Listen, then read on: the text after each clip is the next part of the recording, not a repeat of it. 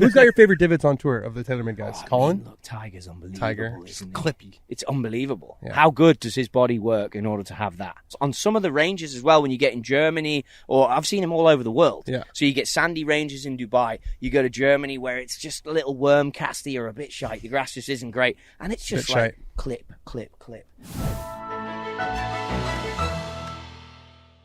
Foreplay, presented by Barstool Sports, and also presented by Chevrolet. Great classic American company, EVs for everyone, everywhere. Big show today. We have Trottie, our old pal Trotty returns. We're live from the Kingdom. We got a big conversation with the entire crew. We got all of us. We got myself, Frankie, Trent, Dan, Lurch was with us, and Trotty was with us. We talked for about 45 minutes, so that'll be in the second half of the show. We talk about life in general, per usual. I think we sat down to do 15 minutes on the Stealth 2, and we ended up doing 45 on God knows what, and the Stealth 2's in there. So you're getting all kinds of good tidbits about the Stealth 2, about the Kingdom, about TaylorMade in general, that whole experience. You're going to get Trotty, who's one of our favorites. He's fucking hilarious. And you get all of us together, a little bit of a mishmash of a crew. We talk about all kinds of stuff, so you're going to love that. We got a bunch of administrative stuff, but we're going to begin with breaking news. As Frankie said, we should put in and make sure it's incredibly, incredibly highlighted, important, huge. Wow. Emphasized, I guess you should say. If you're doing a writing class, you would put emphasis upon this. You would structure your sentence in a way where the emphasis is laid upon this part of the show, because the Barstool Classic is now, this week, live for registration Wednesday, tomorrow when you're listening to this, 12 p.m. Eastern Time, barstoolclassic.com. Go to the website, register. And I know we say this every time, but you guys don't listen. So listen up right now if you are paying attention, if you're listening to this podcast or watching on YouTube. Be ready at noon Eastern. Be ready with your handicap. You must have a USGA recognized handicap. You can go to the FAQ section on barstoolclassic.com and find everything that you need. You must have you and your partner's information, email. You got to have your GIN or your handicap information at the ready, because what's going to happen is you're going to be signed in. You're going to pick a spot. You're going to think you have it reserved. You're not going to have all the information that you thought you had. So you're going to have to text your buddy. He's going to be in a fucking meeting or taking a shit or something, and you're not going to have the info. And then boom, you're going to get logged out. You're going to have missed it because you weren't prepared. So make sure that you have all the information that you need. Make sure you go to the FAQ so you know what all that information is. Make sure you go to barstoolclassic.com at noon. Sign your ass up. We got 25 stops around this great North American continent. We got from USA to Canada. We got from sea to shining sea. We got from mountains to fucking lakes. We're doing it all over the place. So make sure you're ready at noon Eastern Standard Time, Wednesday. Let's go, Barstool Classic. You mind if I rattle off these states that we're going to, just so people know I would and they love can get hyped? nothing more than for We're starting this thing off. So obviously tomorrow is when you have to be signing up. And if you're a veteran in the sign up game, you would know that you're going to listen to these locations. You're going to look on the website. You're going to see, where are my top 3 choices? Maybe I live in South Carolina and I have multiple places to go to. Maybe I live in Georgia and I have multiple locations to travel to. Florida, North Carolina, all these places. Tough weekend for Georgia. It is a tough weekend for Georgia. But I'm saying right now, I'm going to rattle off this list and just like keep it in your mind over the next 24 hours. Talk with your buddies, figure it out, because I hate that we always get these messages like, oh, you didn't come to my city? Oh, how the hell is this state not on the list? It's like, well, Huntsville, Alabama. There's 50 states. Next year. There's 50 states, and we can't go to every single one of them. There's only 52 weeks in the year. We've got all these things going on. We already have 25 set. I'm sure more will be added like they always are every year. But here's what I'm saying to you right now is like, we're going to 25 different of them, so you can't complain. You can just go to that state that we're going to. So here's the list. We're starting March 6th, which is like next week. I mean, it's like right around the corner. It's fucking insane that we're already starting the fucking Barstool Classic. March 6th, Myrtle Beach, South Carolina. Wow, is that a good fucking golf course to start off? We're talking True Blue Golf Club. We're talking Mike Strantz. We're talking Tobacco Road-esque in South Carolina. It's one of the coolest courses we've played down there. That place is phenomenal. They've got all the crocodilies that you can fucking ask for. It's an amazing spot. Then we go to Florida, Azario Lakewood Ranch Golf Course. Then we go to Louisiana at La Berge, which also has the obviously the Penn Casino and the property there. It's an amazing spot, Riggs. Fantastic time. Also, they've got that seafood restaurant there where we had last year with Mincy, King of the South. We had God, they were like fried something that it was such fantastic food. I think it was fried oysters. We were crushing fried oysters overlooking the water there in Lake Charles, and it was their boats coming by, sunset. People were out on the pier. You walk 5 feet, you're at the Barstool Sportsbook. You go back, you get some more fried oysters. Mincy's just like salivating in your ear talking about them. It's a great scene down there. You're gonna love it. So then we're going into April. Now we've got April 24th, Arizona. It's a 2-day event at Mesa Country Club, day 1 and day 2. If you're in the Arizona area, you're obviously going to need to sign up at 12 o'clock tomorrow because that's going to sell out in a heartbeat. Mesa is an incredible golf course that place fucking sells out within a blink of an eye. That's where we played Joel Damon if you want to go look at it. San Diego. Whale's Vagina is on April 27th. That's at Madeiras Golf Club. I fell in love with this place when we went last year. We played with Nade Shot there. The course is phenomenal. The undulations, the elevations, the place is insane. There's all these NBA players in general. All these NBA players dude. Have all these houses. Showing off this past week. It was showing off with the weather. They have all these houses on the golf course. You're looking at all these famous people who have properties at Madeiras. It's an incredible place. Then we go to Palm Springs, PGA West. Ever heard of it? Never been there. And I heard that Palm Springs is very Scottsdale-esque. That's sort of what everybody tells me. The courses are stunning. PGA West, they just played there a week ago. The Amex. I'm an Amex holder, even though it still didn't get me into the fucking Delta Sky Lounge we can talk about. But fantastic spot. Can't wait to go there and check it out. I'm going to drive there. Then we're going up to San Francisco at Half Moon Bay, one of the craziest properties in all of America. I mean, when you talk about Pebble Beach, I honestly think that the property at Half Moon Bay is like just as insane. Like the fact that the golf course is on. Half Moon Bay is an incredible tournament golf course. I actually caddied in PGA Tour Q School there, second stage, and the guy I was caddying for won the tournament. That place is awesome. Well, that's even more reason to go play in the golf tournament because you caddied there once. Half Moon Bay, I will say Half Moon Bay, it's like the Ritz right on the ocean there. Oh my God. The ocean course, and the other one, it's fantastic. Nicest hotel we've ever stayed in.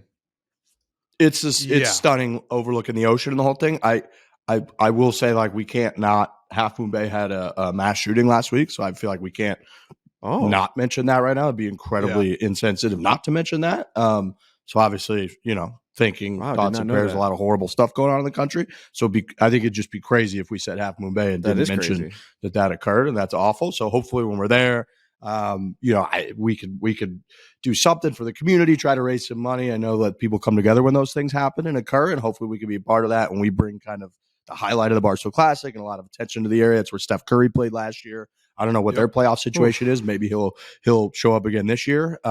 But yeah, I mean, you just can't mention Half Moon Bay and not think about that 100%. Right now. So obviously thoughts and prayers, thinking of everybody up there. Just horrific stuff going on.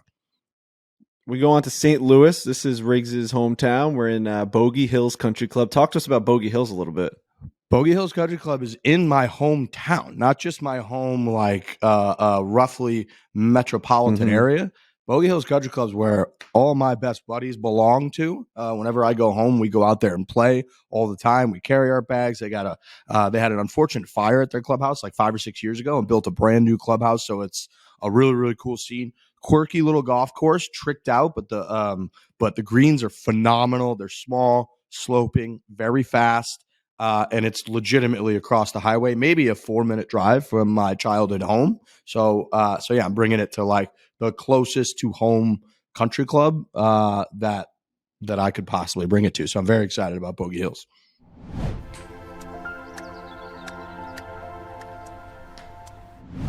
Electric vehicles everywhere you look. People are trying to get into the EV game. Okay, they're understanding that we're trying to live in the future. We're not trying to live in the past.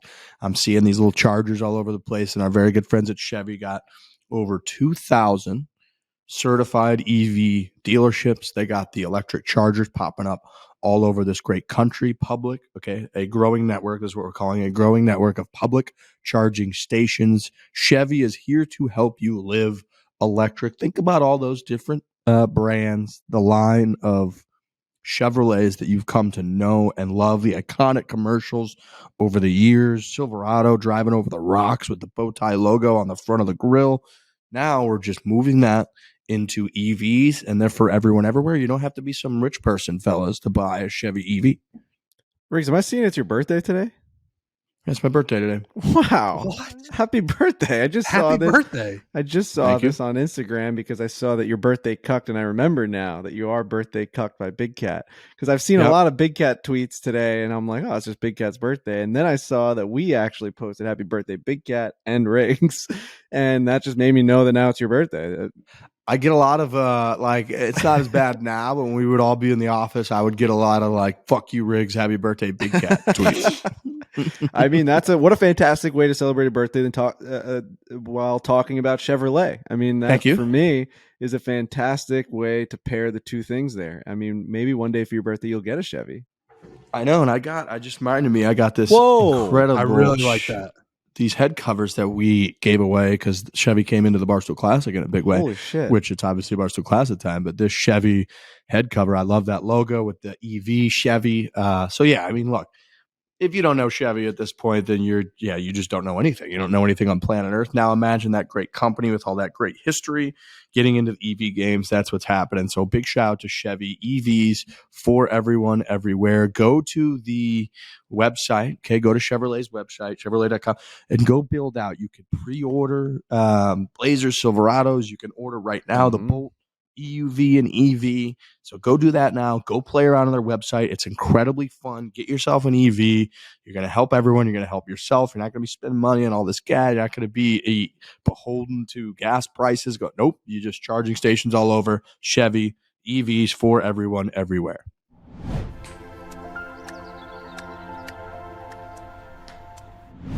May 22nd, we've got breaking news. First time ever in this state. It's a breaking news location. Trent, where are we going on May 22nd for the Barstool Classic? You're going to Finkbine. That is where it's on the University of Iowa campus. It's where the University of Iowa golf team plays and practices. Wow. And I played there a couple times, as a younger man. It's a great golf course, and I'm very, very excited that we're going to Iowa, and so is everyone that I've ever known and played golf with in Iowa. Just back-to-back homecomings. Back to back, yeah, that's right. St. Louis and then Iowa. So when we announced, we did the announcement video down in Orlando, and we said that we're going to Finkbine. Everyone back home was like, "Holy fuck!" I mean, it's got to be the biggest news in Iowa all week, right? It's up there. Yeah, I wonder how the corn's coming in, but what's Y2K, bro? Well, it's It's Anders big. Lee bought a I'm just farm, saying. and then we're going to That's Finkbine. So we didn't those are talk the two about big that. news Anders items. Lee did buy a farm. Did we talk about that on We here? talked a lot Yeah, about that. we on this talked. show. I thought we talked about that off camera. No, we talked. Anders I Lee think we did did a buy whole farm. show on it. I think it might have been the whole show. So we go from St. Louis to Iowa, then we go to Minnesota, Medina Golf and Country Club. We played there with all the hockey guys last year. It's a phenomenal place. The food there is outrageous. So if you're in the Minnesota area, you know that obviously all these hockey guys will be there. It's in June, so they're going to be able to make it, and it's a fun spot. We go from St. Louis to Iowa to Minnesota, then we go to Wisconsin. We're hitting all these states. June 5th, Wisconsin, Midwest, baby. Lac La Belle. Oh This my place gosh, is a great sick. place. So 15 minutes or so from Erin Hills, these guys hit me up. Actually, JJ Watt, of all people. Congrats to him on his retirement. Amazing career. JJ Watt, of all people. Unfortunately, he joined the Bob Does Sports team and defeated us in a scramble, which still just rattles me to this day. But the whole point of the story Came to is play not with about us, that. but then beat us. We're not here to talk about that. What we're here to talk about is JJ Watt actually set me up with a tee time at Lac La Belle a couple years ago maybe, and was like, dude, I really love this place. I want you to get out and see it. These guys have done a full revamp. They got this putting course out there where you can use old school like hickory putters and do a 18-hole putting course. Awesome greens. Awesome golf course, very different than Erin Hills, yet, like I said, 15 minutes away from it. We're going to have a fantastic time at Lac La Belle. I'm very pumped to get out there. I love Wisconsin golf. It's probably in my top 5 states for golf. Every time I go up there, I have a blast from Erin Hills, Sand Valley, Whistling Straits, Lac La Belle. There's a couple more up there, Lasonia Links, which I've never played, and a lot more that are supposed to be fantastic. So Lac La Belle, Wisconsin, going to be a great time. Chicago 2-day event, the Glen Club. June 19th, June 20th. Whenever we have 2 days events, you know that they've sold out so fast and with such aggression that we had to add another day into the next year. Chicago has always sold out 2 events, 2 days. So we have all the Barstool Chicago guys there. We're going to have a lot of talent from Barstool there. It's going to be a lot of fun. The Glen Club, June 19th, June 20th. Then we go into I've played there. Stunning 18th hole. You got to hit the par 5 over the water. It's fantastic. Yeah, I played there too. That's where Northwestern Golf practices. Oh, wow, really? Okay. Yeah, we got the Iowa campus course and the Northwestern. That's right. Then we go into another 2-day event right after that, June 22nd, June 23rd, Nashville at the Hermitage Golf Course, the President's Reserve. That's going to be, of course, another big one. We've got all of our musicians and our comedians. Always Nate Bargatze played last year. Star-studded. We had Jake Owen play last year. It's a fun time. Nashville, obviously, is the best place to have a 2-day event because it's so much fun to go out and drinking there. We go straight. Actually, we have a little bit of a time off in early July. We wait until July 31st. We're in Ohio. Is that our first Ohio location? We did. I think we did Ohio a couple years ago. We went to Springfield, which is a Donald Ross track. We went to where they do the U.S. Open qualifier all the time. But we're going to Columbus, I think, this year, right? Columbus Country Club, July 31st in Ohio. That should be fun. Ohio's got when we see all the stats and all the data behind everything that is Barstool, you see that Ohio is a ridiculous hotbed for Barstool fans. It's nuts. Columbus is like, for whatever reason, it's like a petri dish of everything that's good for Barstool's demographic. It's like we hone in on that. There's like a hot spot right there. That's Columbus is supposed to be perfect for Barstool and our fans and everything else. So I'm excited to get to Columbus. I don't think I've ever really been to Columbus. It's a great college town. What's with yeah, I've been to Columbus. It's great.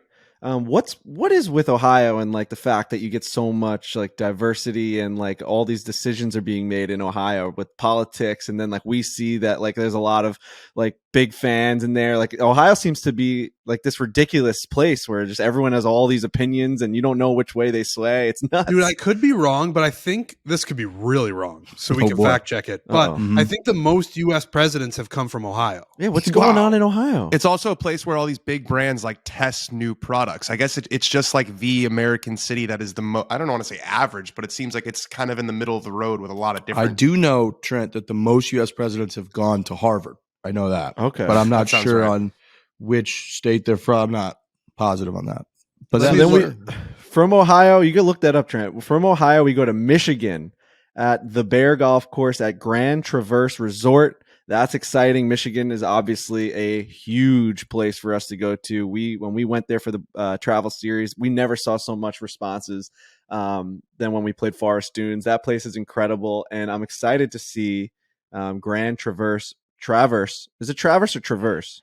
Well, I would say since it's Traverse City, it's probably Grand. That'd be my guess, but I'm not a fanatic Grand expert. Traverse Resort. Me and Lurch actually played this golf course when we did the Forest Dunes. We got there a day early and played at Grand Traverse or Traverse. It's fantastic. I think it's Traverse spot.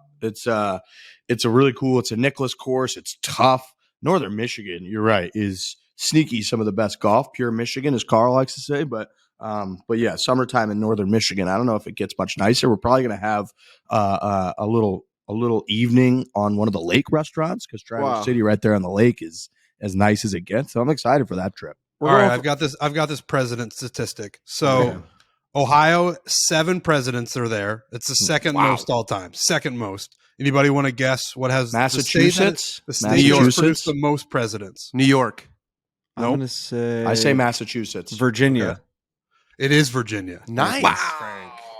Washington. Well done, my friend. Jefferson. And probably some others. And then like 6 more probably. Yeah.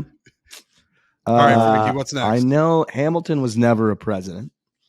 Oh, boy. From Michigan, we go up north to Toronto, which I am going to have breaking news. I'm going to sing the Canadian national anthem here.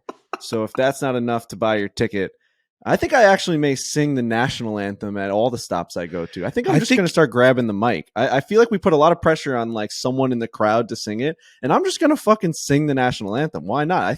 I can get through the national anthem. It doesn't have to be like the greatest song of all time, or the greatest singing performance of all time. I think I can do it.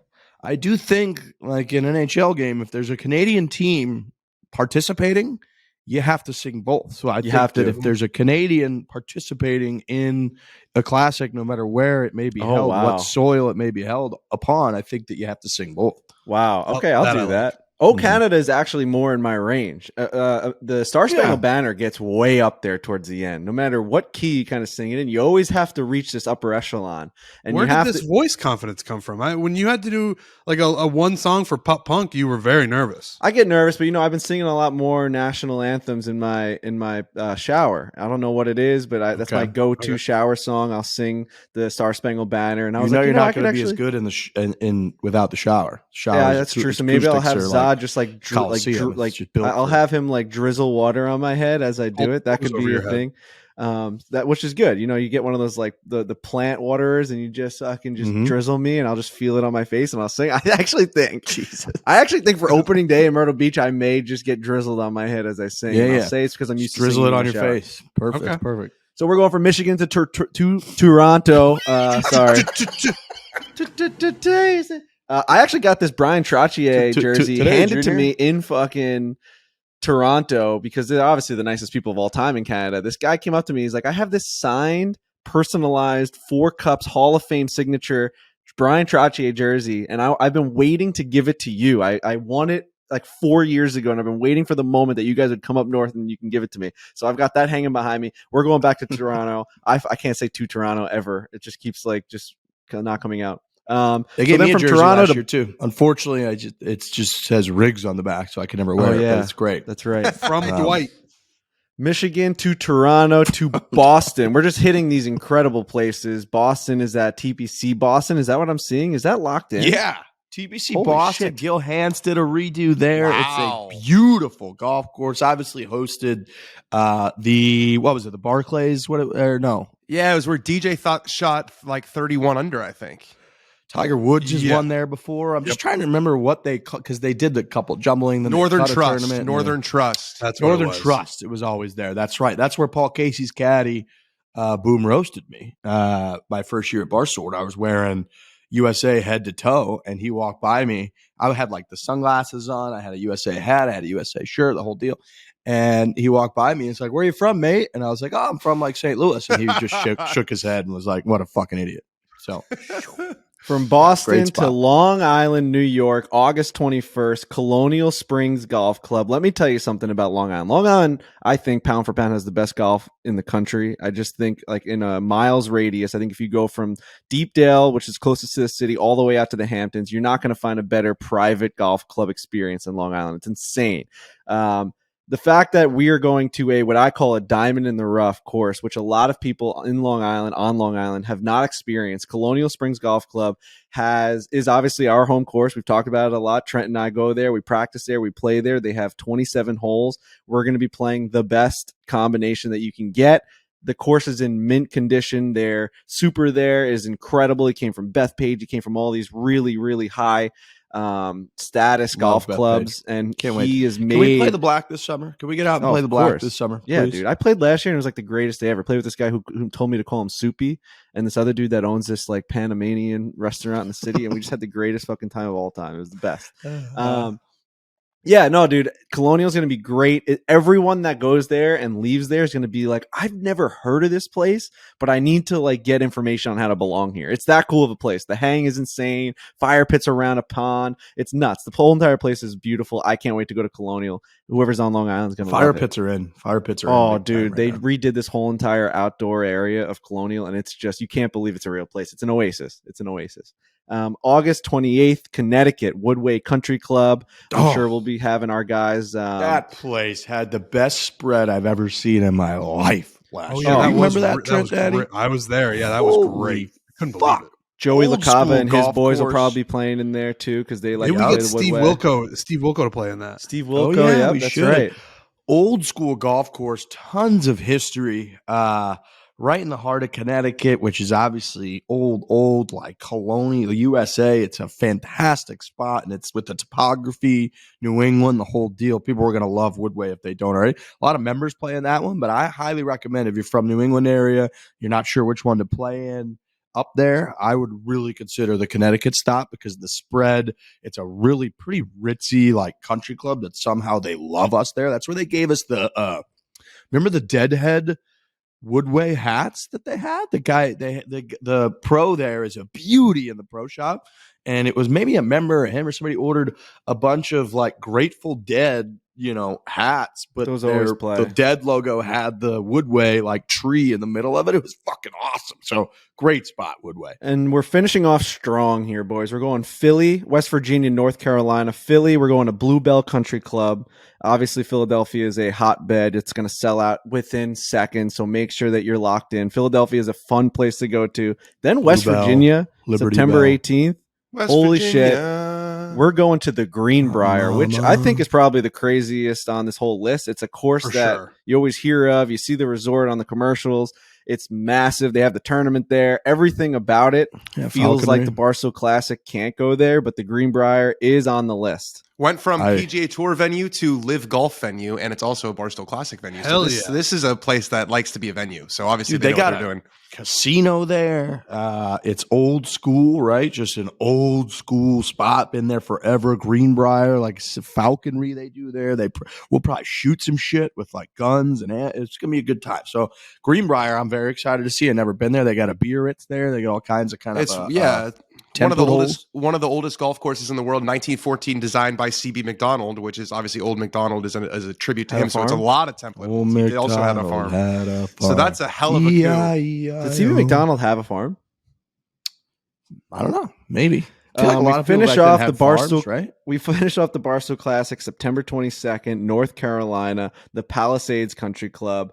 I just, at the end of the day, this list, man, it's a really, really good list of golf clubs.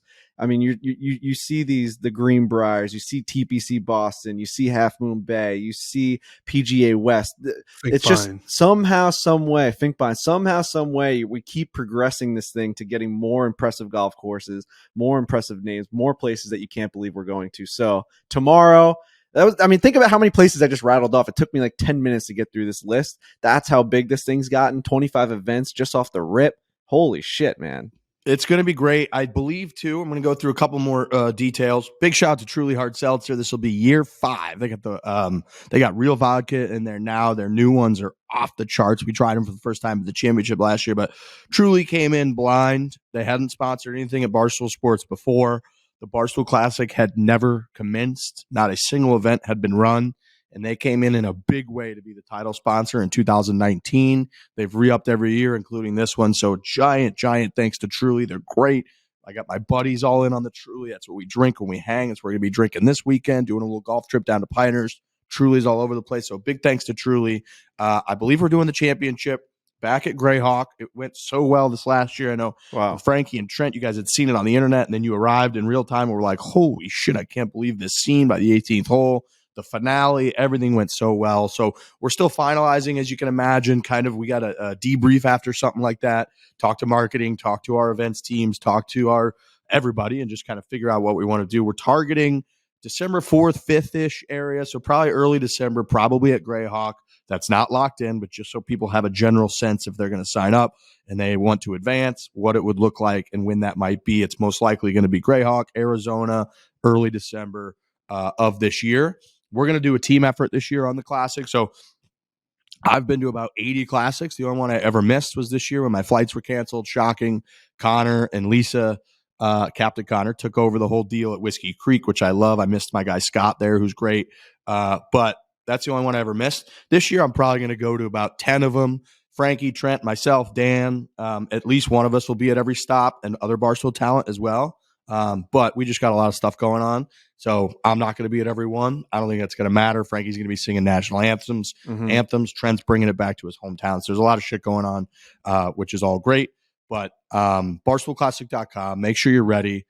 Wednesday at noon Eastern time. Gear up, have all your information, and be ready to rock. And I will say the Classic has only gotten better and better every single year. There's no reason not to believe that it's going to be even better this year.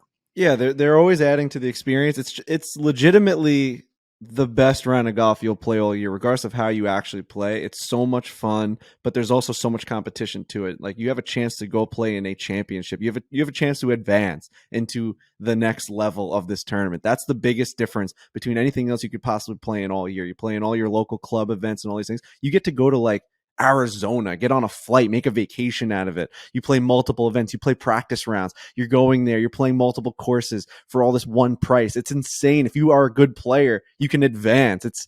That's what the biggest thing for me is. Like, everyone, you lose that edge once you're out of high school or college, and now you get to have that again. And a bunch of our other partners that come in, Peter Millar, G4, TaylorMade, they come in with gift cards, with prizes. The gift pack that Lisa and our merchandise team and everybody puts together is more than worth the value. And then on top of that, you get this round of golf, which the whole premise behind the Classic 5 years ago was this idea of, we talked about it with the LPGA event at the Hilton Grand Vacation this week, where it's like you get to go out and test your game in a real environment where you care and where you're competing and where you can win something. That's awesome. Golf isn't like, football. If you're a giant football fan, you don't go play football on the weekend. If you don't work on your fucking throwing motion, right? If you're a golfer, you're taking fucking shadow swings while you're pumping gas. And every weekend you're out there trying to play your best. So the whole point of the Barstool Classic is not everybody's a member at a country club. Not everybody gets to play in their club championship or their member, their member guest. For a lot of folks out there, there's just not that many opportunities to truly go out there, have a teammate, and compete in something that is both really fun, but also matters to you, where you want to play well. And that's what the Barstool Classic is. The environment's great. You meet a lot of other people that are very much like-minded, like yourselves, that are into golf, that have all kinds of different jobs. It's networking. It's fun. You have a few truly hard seltzers. You try to play competitive golf. If you qualify, amazing. You get more than your value back by $1 million, because you don't have to pay for tee times or food and beverage when you do make it to the championship. And if you don't qualify, we still get dozens, if not hundreds of notes every year, just being like, thank you. That was the most fun day of the year. I'm so glad I took off work. Can't wait for next year. So it's a fantastic time. BarstoolClassic.com. Huge shout out to Lisa Litvak, who's the best, who runs this whole thing. She'll email you back faster than you can hit send. She'll hit send back on an email that you send if you have any inquiries or questions. Justin, our entire team. There's so many different folks that work incredibly hard to make the Barstool Classic go smoothly, so that we don't have to be nearly as hands-on as we used to be. We kind of just show up, maybe sing a national anthem or two if there's a Canadian in the attendance, and just hang out, shake hands, kiss babies, and have a good time. The rest of our team, live events team, the marketing team, MB and her whole crew, the merch team, they crush it and do all the logistics for the most part. We kind of just show up and hang out. So BarstoolClassic.com, do us a favor, vindicate all of their hard work, sign up, gear up, so that we don't panic and feel like nobody wants to play in it. It usually sells out in about 5-10 minutes. I would say 80% of the venues. So make sure you're ready. Barstool Classic, can't wait. Year 5.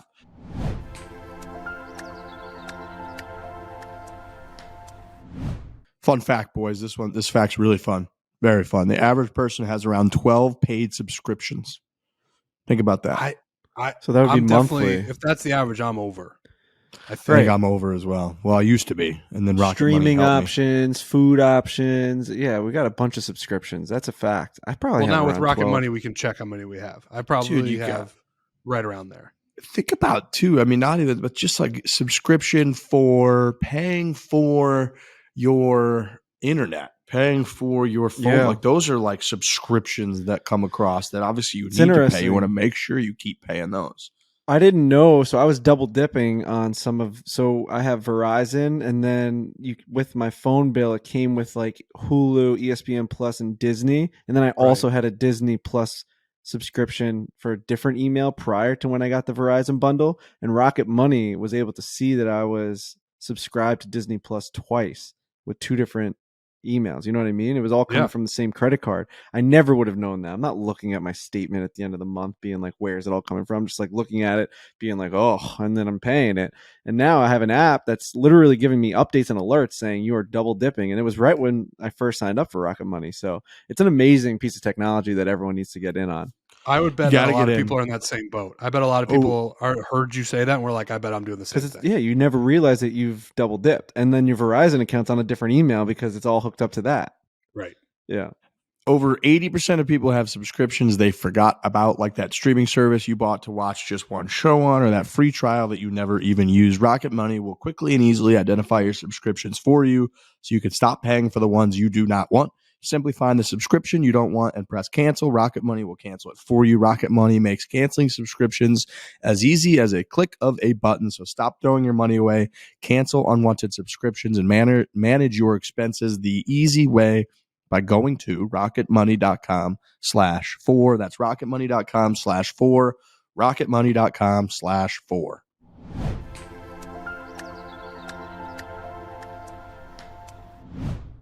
Moving on, we got Big Cedar, final video from Big Cedar Wednesday at 6 o'clock Eastern. Mountaintop. Mountaintop is my favorite par 3 at the venue. It's kind of a wind down for us, kind of a chill out. We push carts. I think it's 13 holes or so, par 3 course. It's beautiful. It's on the same property basically as Paynes Valley. You kind of go around. You can see Paynes Valley. Really fun. We did like a skins game, and it's stunning. So kind of your last video from Big Cedar. Check that puppy out. YouTube, please subscribe. Right, we're trying to get people to fucking subscribe to our. You have to subscribe. It's as simple as that. You got to subscribe. It's such an easy thing for you to do. We never make a push for it. We're starting to do more pushes towards it. We're going to see a lot more. We're going to rev it up for trying to push for subscribers here in the early new year. We have a couple things to give away if you're a subscriber. So being a subscriber right now will only just get you entry into our giveaways that we will be doing in the near future. So just make sure you hit on that. We have a whole system where we can see every single subscriber. We're going to start picking winners. And that's an exciting thing. I do have to say from the last episode real quick, that last hole with the ball that quote unquote did not cross the water. I got many messages, many comments, many DMs about how could I possibly have thought that those balls crossed the water when you can clearly see that the tracer just puts it right into the water. And to that, I will say they just put like the guys who edit it can just make the tracer go wherever they want it to go. Like you can just make a tracer look however you want it to look. I think the biggest part of the argument was like we all didn't truly know when it turned or where it turned. It's crazy to me that they made it very distinctly just a duck hook into the water when like it was a conversation in real time. So yeah, I'll say like I'm not going to throw anyone in the bus, but like they could have helped me out even to make it look like a sliver maybe touched the grass, but they made it look like it went into the trees off impact. So everyone's like, "How did you think that was across the water?" I'm like, "Well, obviously I had a blue tracer come out of the ball in real time and it looked like that, I would have been like, that's in the water." You got Tracer Seward. You got Tracer Seward for sure. Pretty accurate to me. Yeah, whatever. Tracer was dead on for me. You know, I heard that you were kind of muttering to the producers when you saw that the Tracer, I Tracer just asked why. I thought it could have been a little more ambiguous, from what I recall in real time. And Tracer basically had you hit it straight right into Mars. It's kind of what it looked like. And I don't know that was exactly what occurred. It was on an angle. So someone came up to me at the course the other day, wherever we were, when it was in California, and they're like, the camera was just on it. So obviously on that angle, it just looks like whatever. I'll concede defeat at the end of the day. Obviously, it went into the water. That's where it ended up. We ended up losing whatever it was, 4-3 or 5-4. The match was over anyway, so I will concede defeat at that. I just wish that at the end of the day they would have made it a little bit more of a conversation, but it's fine. Yeah, look, it was a great match. I think people were really high on the alternate shot format, which we're going to do much more of. We were talking about it in the car. We did a lot of travel this last week. We were talking about it a ton. Just the alternate shot, for whatever reason, it's not something we'd really done before. It just delivers. It's much easier to film. You get a ton of camaraderie. You basically, whoever's not turned to hit, it serves as the caddy and they're talking through it. And you're kind of like, where would you like me to leave you? And you get that throughout the whole thing. It's easier to follow. There's just one ball from each team in play. So alternate shot is a win. We're going to be doing a lot more of these travel series. When we do, we're going to do the alternate shot. And just in general, on that note, when we do these travel series, the idea to have all 5 of us in play is what we're going to try to do. Just having everybody there when we can. Clearly, Lurch has his own gig and we're trying to work our way through that. I do think it was like kind of this misconception of like Dan was here to replace Lurch, which was a lot of timing and all of that. That was never the case. Lurch is quite different than Dan. Dan's a journalist.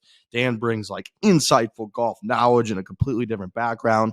Lurch is like us. He's a total clown. He brings a gigantic personality.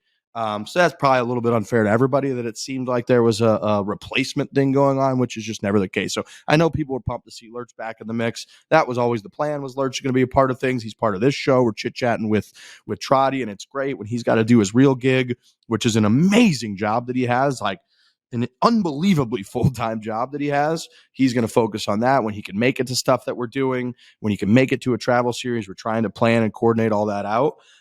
So that's what's going on with that whole situation, the whole big Cedar, and people loving that. One day I sat out and we had a Dan Lurch, Trent Frankie match. The next day Dan couldn't make it. He had a Jewish holiday. So we did an alternate shot match. That's just what's going to happen. I think people fucking love that format. And we're going to try to get a lot more into alternate shot going forward because, alternate shot so much fun. It brings the heat. On the Dan side too, I will say, like, he's got things coming that this is why we add him to the team. He's got different video series, completely different forms of content, and that is what you're all going to see. I think we kind of sewered him in the beginning, being like, oh, we have these series and like we're just gonna, this is a substitution, this is a replacement, when what Riggs just said is completely true. It was never supposed to be this thing that was like it's a complete replacement. Obviously, if you've been following the drama, quote unquote, over the past couple months, there was a lot of things to iron out with schedules and works and all this stuff, but we're getting there now. We're getting to a good place. Dan has things that haven't been released yet or announced yet that you're going to see why it's completely different. I personally love that side. Like, you guys would know, I do like the behind the green stuff, which we're not even in. It's just like a documentary. I enjoy things that aren't just us looking like fucking idiots playing golf, hitting the ball sideways and getting people saying that I touched the ball on the second hole in the wrong spot and I should have marked it 3 inches to the left. It's just like, sometimes I like to step away from that and just like do things that we enjoy and like that I've always had a dream of doing. And I think that Dan is really taking that in stride, where it's like he's passionate about certain things in golf, and you're going to see that. Yeah, I mean, look, I never thought I was going to replace Lurch because, like Riggs mentioned, we are just such different people that was, and you guys have this chemistry that, of course, you guys have been doing this for 6 years or 7. What is it, 6 years now? So it's like, of course, you guys are going to have a banter and a rhythm that I don't quite fit 100% into. Obviously, I think that side will grow, but I wasn't brought on here to be the fourth, of you guys. I was brought on to be me and continue what I was doing before, which was kind of more the in-depth storytelling, more of the covering professional golf angle. And Riggs and I had a nice conversation this last weekend where he said, look, the model is for 4 months or whatever it's been since I joined. We're going to throw you into the fire. You're going to be in every video. You're going to travel with us, and we're going to see what works and see what doesn't. And I have a longing and a desire to return, to not leave what we were doing before, but to really double down on what I'm best at. And that's what you're going to see me do. I'm going to go really, really hard this year on the tour coverage. I'm going to bring some storytelling aspects that Foreplay hasn't had and be additive to the crew, additive to Riggs and Trent and Frankie and Lurch, as opposed to trying to replace anybody. And it's been 4 months when golf is dead. It's been golf's off season, right? So it's like we hire this guy that's going to cover and bring the insightful golf coverage, and then golf's just quiet and dormant for 4 months. So like you just said, I followed the Dave Portnoy model basically of like when you throw somebody in, see what works, see what doesn't. Now we're into golf season. We got Liv, we got Max Homa winning, we got Reed versus Rory, we got all the drama. Dan was, and we spoke about this on 5-10 phone calls that we had before we ever made a hire or anything like that, of like, Dan's going to be Dan and do his thing and be additive and supplementary to everything else that we do, while also being very much involved. But we're going to have a mishmash. You might see a podcast where I'm not on. You might see a podcast like McCord and Brandel last week, where it's just me and a couple guys. You might see Dan's out in the field working, putting new real news videos or articles or features together. We bring Lurch in every couple weeks. That's just what this is going to be going forward. And I think that's probably best for everybody.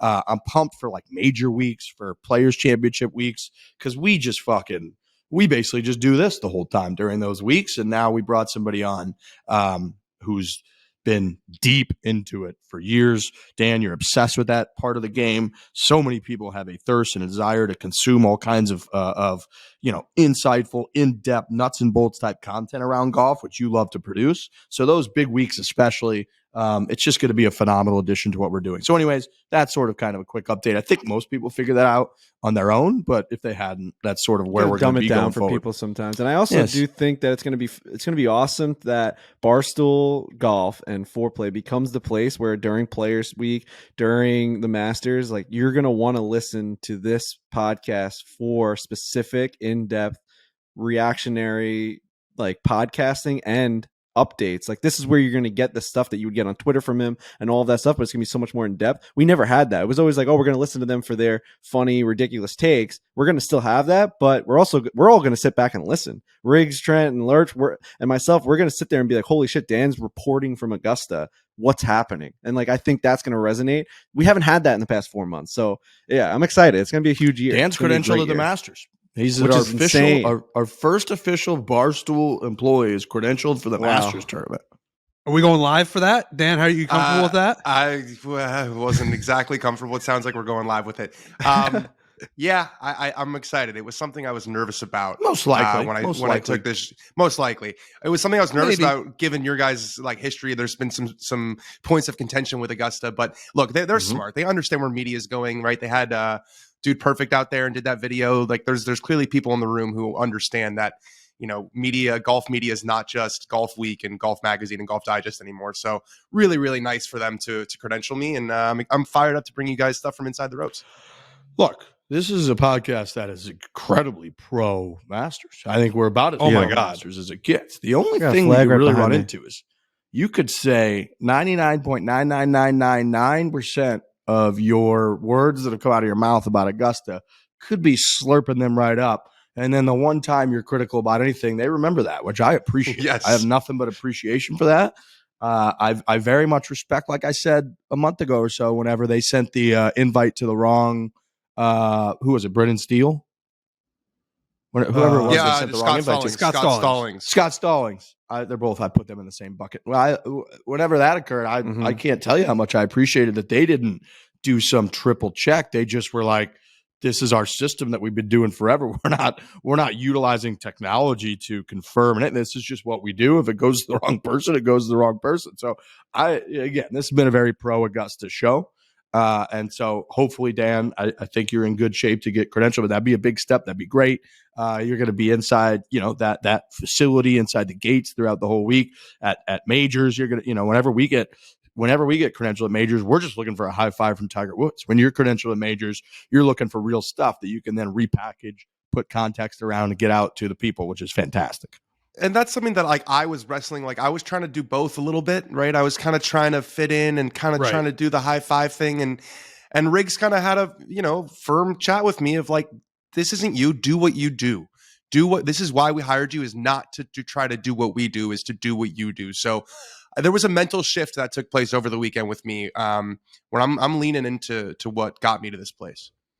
Right. We didn't see a bunch of videos of you like golfing at Paynes Valley with like duck boots on, and we we're like, we got to have that guy. We saw you like dominating the fucking reporting game and like taking over golf Twitter and all the Netflix. Or I don't even know if you're talking about that, but all this, like you have a huge voice in golf. That's why we're like, we need that guy. We already have the asshole that's in duck boots. I totally understand. I think we're all we're all better for it. Like we're honest with each other, and I think we're better for it. Yeah. I have to give a shout out to Goat Hill Park. We got out there for the first time when we were in San Diego. I did. I know Brendan and somebody who we don't speak of because he left the company. No, I'm just kidding. Ian. They played it last year. It's a great spot. I got out there for the first time. It's got sort of this cult following in the world of golf. Goat Hill Park, it's very welcoming. It's very understated. It's got incredible charm. It's pretty much all par threes, drivable par fours. I didn't play the back nine, but I think there's a short, pretty reachable par five on the back nine. Driving range lit up, a fire pit out there. Just a very blue collar, welcoming, inclusive type feel to Goat Hill Park. I was blown away. Amazing logo. Bought a bunch of stuff. They have beer, right next to where they sell like the hats. They sell beers in this tiny little shop. Sarah, who was there, took great care of us, had a drink with us afterwards by the fire pit. She's not allowed to leave until everybody leaves the property. We were having a drink. Just Goat Hill Park blew me away. I love that spot. Shout out to my guy, Ash, who who just puts his heart and soul. They say he's out there on like the bulldozer at 6 a.m. every day, changing holes, changing all kinds of stuff. So Goat Hill Park, if you're ever in the Carlsbad, San Diego area, it's a must check out. Even like we got there with an hour and a half left of daylight, spun around real quick. Alex Bush came out, birdied his first hole of the year, which was off the charts with rental clubs. He had like these whippy rental clubs. He ended up getting steamrolled, and I won all the skins, but he did win the first hole with a birdie. So congratulations to Bush. He had the only birdie of the day. And then Alistair and our guy Sam are back at it this week. They're in Panama. The Corn Ferry Tour moves on. They're back to a regular schedule, so I think they're playing Thursday through Sunday like a normal golf tournament. He MC hammered it last week, which we didn't really discuss much, but after going whatever he was, T30 or T20 the first week. So back at it, the boys this week. I know he's feeling good about it. The course looks really pure. If you follow their stuff, they post a bunch of content from their adventures out on the Corn Ferry Tour. So good luck to our boy Alistair and Sam this week. All right. I think I got through all the administrative stuff. Oh, merchandise. We're going to have merchandise in the Phoenix Open. Okay. Coming up week. This is more. Can we do the breaking news noise again? I mean, can we just blast that out there? We can do the breaking news. I hope we just got the breaking news noise, because I know we talked about it during an ad read a little bit. We're kind of trickling this out there. In the tent at the Waste Management Phoenix Open, we are going to have merchandise that is co-branded with the Phoenix Open and Barstool Golf. It's going to we've been going through this stuff, hoodies, hats, all kinds of good stuff in the tent. So when you go to the tent at the Phoenix Open, we'll be there. We'll be hanging. Our merch team's out there. Shout out to Quinn, who does a lot of the retail type work for our merchandise. He kills it. Allison, Alex, Pilar, they dominate on the merch side. They got us in the tent at the Phoenix Open. So when you're there, go check out the tent. Don't leave that fucking tent, okay? Don't leave it until you check out the Barstool Golf section, because we've come up with some really cool shit that you're going to love. So just to be clear, we've got the 5th year of the Barstool Classic, 25 stops. We've got one of our guys is credentialed at the Masters, and now we have co-branded maybe not gear after at a PGA Tour event. And these are guys who are pretending like we know what we're doing. You know what I mean? That's the craziest part, Trent. That's what I think about sometimes, like when all this stuff is happening and we got this merch and we're getting credentialed at like one of the most exclusive golf course in the world. And I sit down and I lay down, I stare at the ceiling at night and I think, well, I don't know what we're doing. I don't know what I'm doing. I just don't know what I'm doing. You know what I mean? It's pretty crazy. We have no idea what we're doing. And yeah, that is so insane to me that we have co-branded merchandise inside the tent. When you go inside the tent at a PGA Tour event, it's the biggest brands in golf. It's Peter Millar, it's Adidas, it's all these huge things that are happening. You see all these signs and all these huge displays of merchandise. And then you're telling me there's going to be a Barstool Sports section that's just in the middle of this fucking tent that says like Foreplay and Barstool Golf and Waste Management all on the same pieces of clothing. Are you fucking kidding me? Like, I've been to these events my whole life. That's the first thing you do is you go into the tent. When we are credentialed media, we run to the tent. Me and Trent will look for hoodies and Riggs will go straight to the Peter Millar section. And like, you're getting, how many fucking polos have you guys gotten and quarter zips at these places? I mean, I go in there and I get a different flag that's behind me. Like, it's constant. And now we're going to be in there. What are you talking about? And it's our biggest demographic too, for sure. Like that's our crew at the Waste Management. People's so open. If you're going, I'm sure if you're listening to this and you're in Arizona, you're going to be going. Make sure you go to the tent. You're going to see our people there. I'm sure Alex and Allison and Pilar and Quinn, they're all going to be there. You're going to be able to meet them. All the people behind the scenes. We're going to be in the tent also. Yeah, we'll be there. We're going to fucking be there. It's insane that we're going to be able to sell this merch to you and be like, you just, the checkout's right there. You can just buy this here. You don't have to get it online. It wasn't like that long ago. That's like, I just want Trent to buy and I these had to shoes. Disguises to go into PGA Tour events because we were banned. Right. We couldn't. They did not want us there. We couldn't go to PGA Tour events because we things had upset a few folks.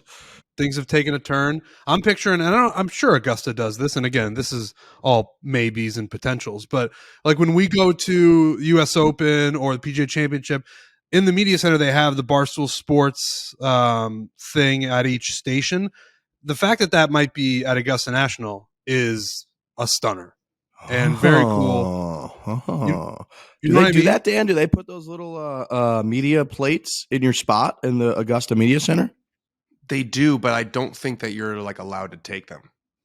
Yeah, Or but at can you least take I a haven't picture? taken one. Can you take Oh a yeah, picture of it? you could definitely take a Is it gonna picture. say Yeah, Barstool Sports? it'll say That's what I'm Dan saying. Rappaport, Barstool Sports. Oh, that All one's right. going to do some numbies, Dan. That one will do Yeah, some I'm- numbies if you can I'm get ready that for Yeah. out that there. one. I'm ready for that one. Gotta time Mhm. that right. 6 p.m. whenever the algorithm says it's perfect. Oh. You gotta really My milk that one. Yep. My mom just sent me a photo of this like golf book. It said "Golf in America: The First 100 Years of Golf in America" by George Pepper, and on the inside is something that I must have wrote when I was like 6 years old. I mean, the handwriting's horrible. It says, "Dear Daddy, I hope me and you can go golfing one day. Love, Frankie." Aw. Wow. Isn't That's that like incredible. the coolest? Isn't that the coolest thing of all time? That like, Oh my God. we just had this whole conversation about how the brand that like we all work on is in the waste management tent, and we're credentialed at the Masters, and we have a tournament that goes to 25 different cities. And there was a 5-year-old in me that was like, I hope one day that you can take me on the golf course and I can play that sport that you like to come home and talk about. Like, that's like getting me emotional. That's insane, man. Like seeing That's that's awesome. that's It's really cool. real life stuff. That's a real life like That's dream amazing. that's coming true. That's a real life dream. That's Very cool. amazing. Yeah. Wow. Golf with your dad. I don't know if there's anything better than that. Oh my gosh. It's the Goat. best. It's the absolute He's- best. Trent, I think aren't he's you the trying best. to play golf with your dad this week coming up? Yeah, I'm definitely playing with him. I'm going out to Arizona a little bit early because we'll be out there for Super Bowl week and waste management and all that stuff. My parents, they do the winters in Arizona. They got a place down there, so I'm going to go down a couple days early and play some golf. It's going to be awesome. Nice. My dad's got to be a puddle looking at that book right now. An Oh my absolute. He's going to break water- his phone. There's going to be so much water on it. Oh my god.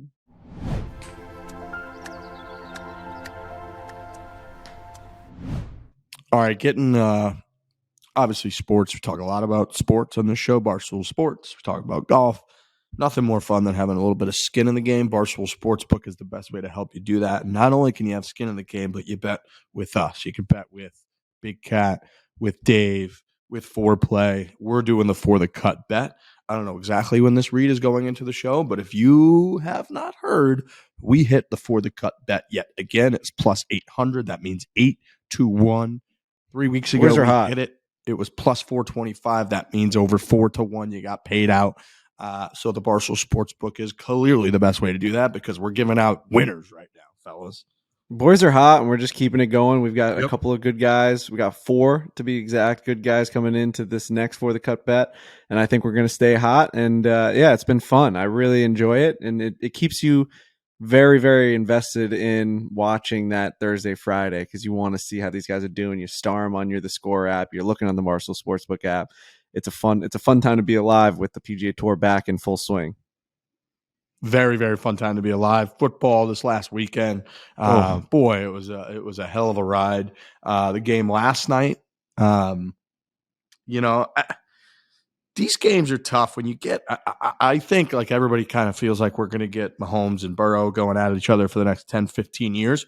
These ones feel a little bit like I'm watching golf where it's like, it's hard to accept anyone losing, and I remember I felt that way a little bit last year. Sorry, Bush. But when the Bills lost to the Chiefs in that game, it was almost like you almost didn't want to see a team lose. Felt like that a little bit last night, but what will obviously make the games to a point where you have a very real reason to be rooting for one over the other is to get a little bit of skin in the game. So go check out the Barstool Sportsbook.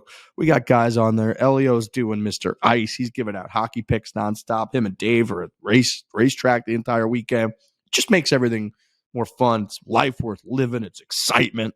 And you can do it with the Barstool Sportsbook. I'm in Arizona. I'm rocking it all the time. Download today, create an account. You get $1,000 new player bonus. If your first bet loses, get up to $1,000 in bonus cash. Must be 21 plus. Gambling problem? Call 1-800-GAMBLER. Again, call 1-800-GAMBLER. You can parlay things. You can get in-game live betting. If you see your team that you think is going to win the game, they're down a couple goals. One of my favorite things to do, you're going to get them at great odds. If you believe that team before the game, no reason not to believe them now. I do that with hockey a lot. go jump in the live in-game bet. So Barstool Sportsbook, best way to do it. And if you have a gambling problem, remember, call 1-800-GAMBLER.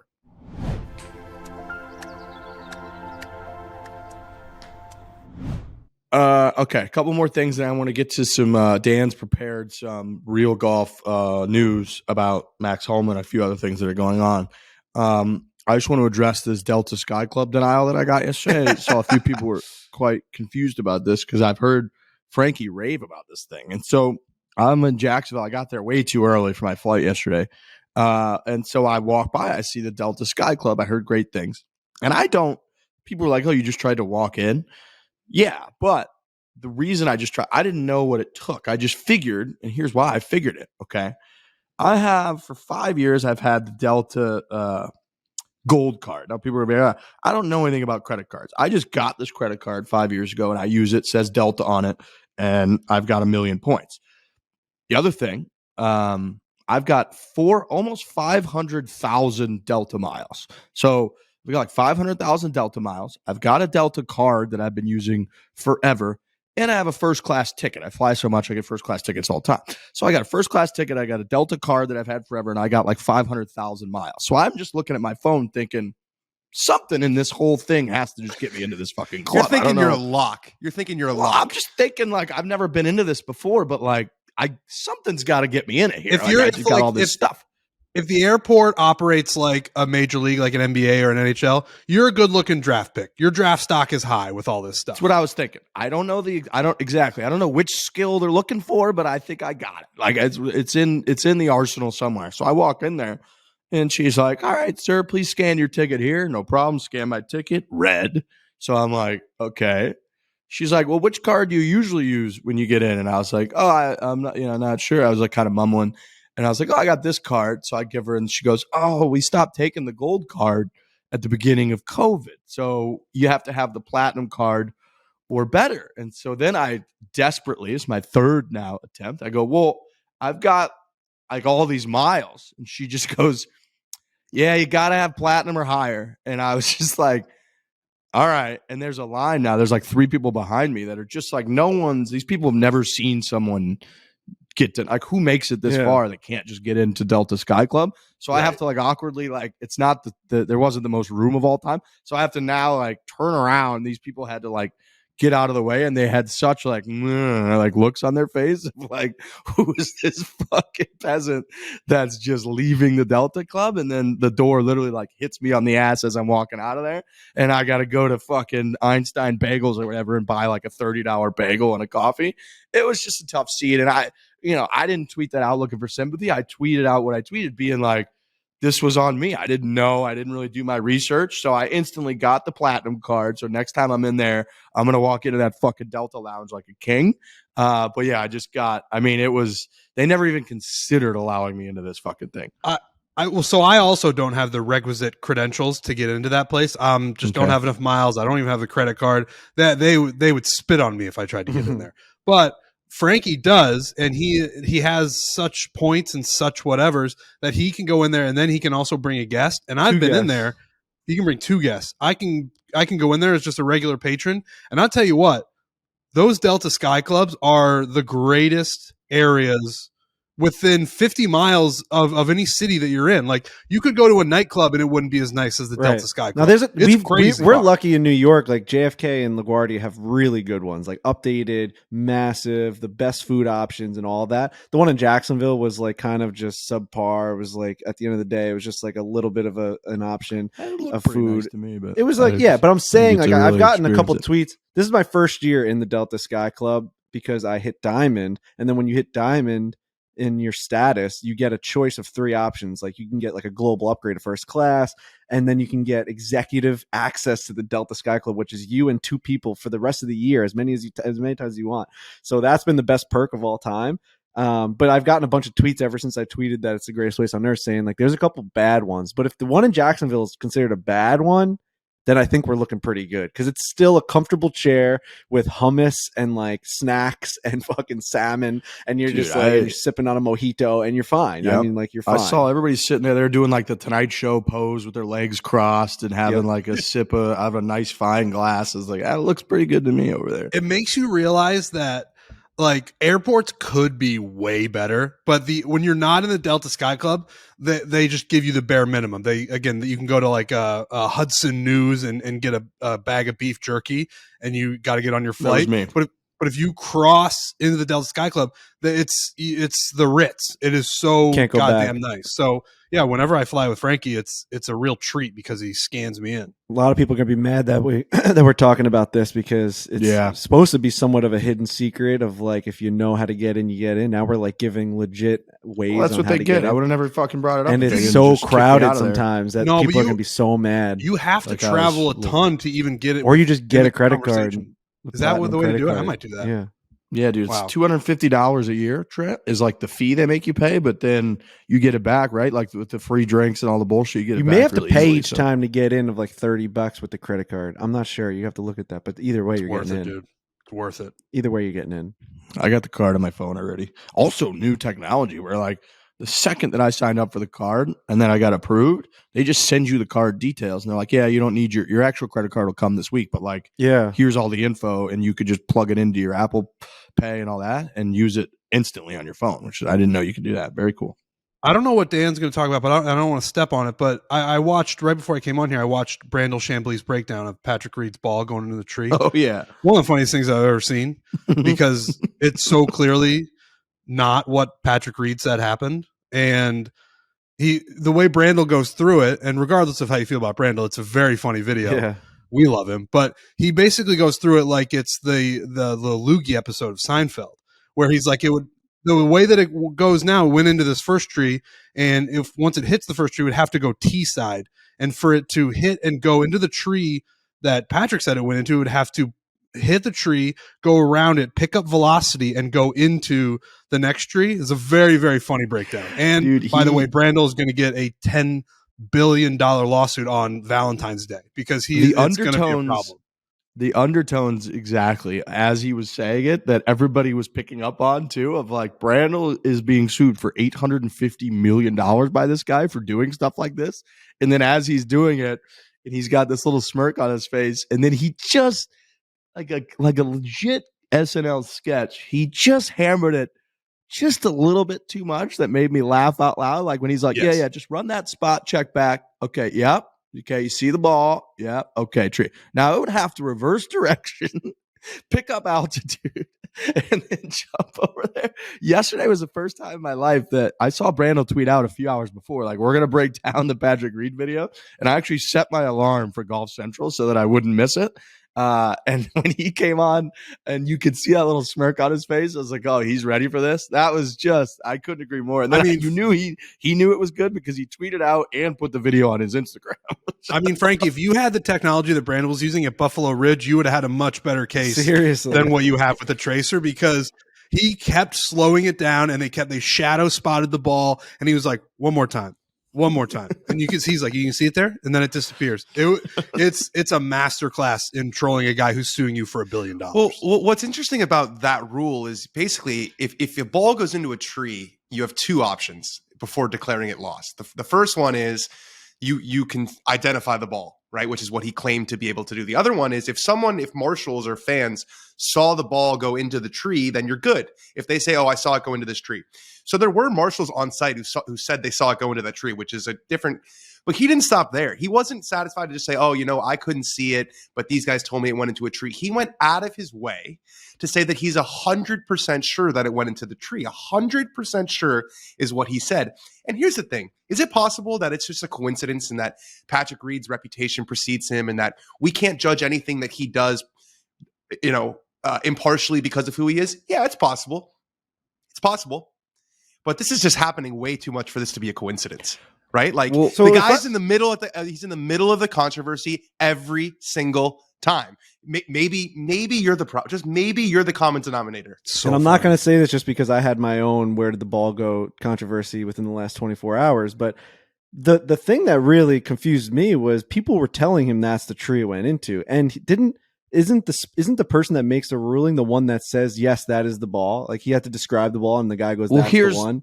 So here's the issue. The issue is that you can't just say with confidence that it went into that tree and then take a drop under the tree. You have to be able to with 100% certainty, identify your ball. So if it goes into that tree and is not visible from anywhere, you have to go back to the tee, even if you know it went into that tree. You can't just say that it took that. You have to go back. You have to identify your golf ball.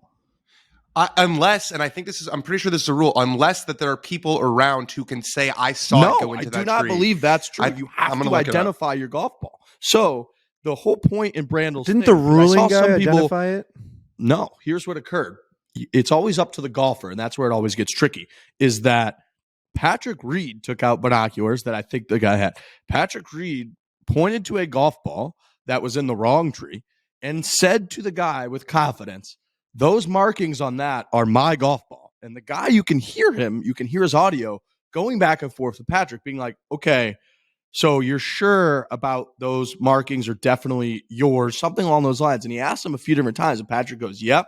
And Brandel makes the point that Patrick didn't pull a ball out of his bag and say, see those markings up there? These are the same things on my ball. He never did that. He just confirmed to the rules official that, yeah, what we're looking at right there, that little thing on the end of that arrow, that is my ball because that's what I use. And the rules official in that situation can't overrule and be like, I'm not convinced of this percentage. He has to go on Patrick Reed's word. And so the whole point in this is that what that video shows is not that it's impossible for people to be confused if it went into the wrong tree. That's totally understandable. The rule is that you have to identify your golf ball. And for Patrick Reed to be confirming that that was his golf ball when the video shows it went into a different tree means that in that moment, Patrick Reed was lying. He was looking at that golf ball. And even if he thought maybe it looked like his markings, you can't be 100% because that ball is 100% in a different tree. So you can't, Patrick Reed, be 100% positive that's your ball because it isn't. And so that's where the issue lies because, like I said, you can't. It's just like when a ball goes into like some fescue or something and it's not marked, you can't have everyone just be like, I know it went into this fescue, so I get to take just like a drop here. That's a lost ball. You have to go back to the tee. You're right. I was wrong about this. And this actually happened to me in Orlando.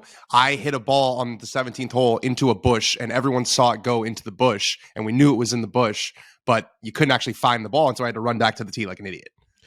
This is really what Liv is robbing us of, as a storylines guy. I mean, Patrick Reed is as good as it gets. He's throwing tees at Rory McIlroy's feet. He's, these guys are battling in Dubai and he's, getting into another rules controversy. Like, say what you want about all this stuff. And, you can have your own opinions about Patrick Reed. I'm sure people have very strong opinions about Patrick Reed. He's a polarizing figure.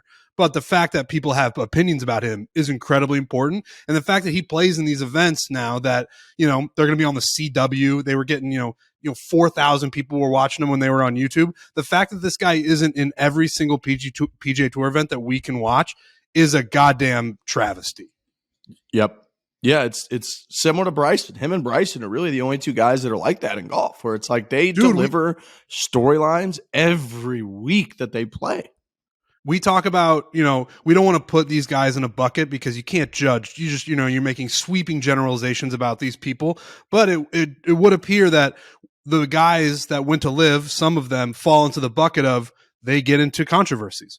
Bryson, Patrick, Brooks to a certain extent, Phil certainly at certain points. Like the guys who, would get the spotlight shown on them for reasons that they might not love, most of those guys jump to live. And as a golf fan, as a guy who is on a golf podcast and makes golf content, like I miss that those guys are involved in the tour that has the most eyeballs on it. Me too. And that's where the real shame is at this part. Maybe the Live plus PGA Tour thing will pan out to be better for spectators and viewers of fans of golf in the long run. In the short run, it's definitely not, because you're taking half of these guys basically from DJ to Bryson to Reed to Cam Smith, and you're removing them from the main, attraction, which is the PGA Tour, which is them competing this week against Rahm and Max Homa and Colin Morikawa down the stretch, and there being drama mixed in with all of that. I think being done in one place is better, and we got a taste of it. You're right. Like we had the fucking Dubai tournament where they teed off at midnight tonight is like getting a lot of the traction because all of that's going on. And it's NBA-esque. Like you need this drama. You need villains. Patrick Reed, by all accounts, even though he's definitely is out there being incredibly questionable with the rules on multiple occasions, Patrick Reed delivers. I mean, golf Twitter was going crazy. People were asking me about the tree, what's going on with the tree that don't really understand golf. He's fantastic for that aspect of it. And then you get him versus Rory in the tee situation and the subpoena on Christmas Eve. And I don't like that's just those are stories, man. Those are fucking stories coming out of an average golf tournament in fucking Dubai. And then the fact that Rory had to make a 15-footer for birdie on his 72nd hole of the tournament to beat Patrick Reed by one, who did a whole tree thing. It's like you just can't make that shit up. Now, you could argue that this situation wouldn't have happened if Liv didn't exist, right? Because it starts from, Patrick Reed is suing Rory because of something he said about, he attacked his character. Who knows what it is? I don't know the details. And then he wouldn't be throwing a Liv team tee at his feet because Liv wouldn't exist. But I feel pretty confident in saying that Patrick Reed would have found something. If the Liv had never existed and he was still on the PGA Tour, he's going to find something that is going to piss everybody off, and there's going to be a similar tension. It's just blown out because there's a whole separate league now. He's been doing it for 15 years. Right. I mean, it goes back to college, right? There were cheating accusations in college. It goes back to when, obviously we all saw it in The Hero when he's moving sand out of the bunker. And again, proclaiming 100% innocence. That's the part for me that's like, why not just say, yeah, I don't know, like it's probably my ball, but let's just be safe. The guy just says, nope, 100%, deny until he dies. It's kind of amazing. He just doesn't know how to get out of his own way. I honestly think he was presented with this. He hit a drive 300 yards away. He saw it go towards the trees.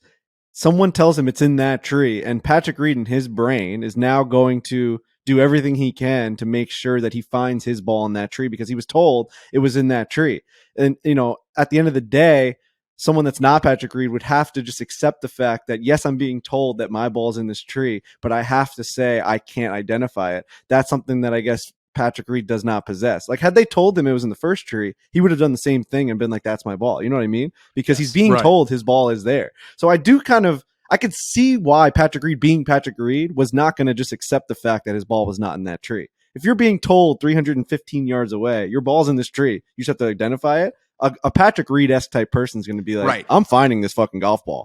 There's no way you're going to tell me I have to go back to the tee because you saw it go in here. That's your fault for telling me it. So I'm going to find that ball. Right. So that's a little fucked in that aspect where it's like, you have to be so uncertain that it's not yours that you have to be willing to take a fucking penalty stroke, even though a human being's telling you, I watched it go in here.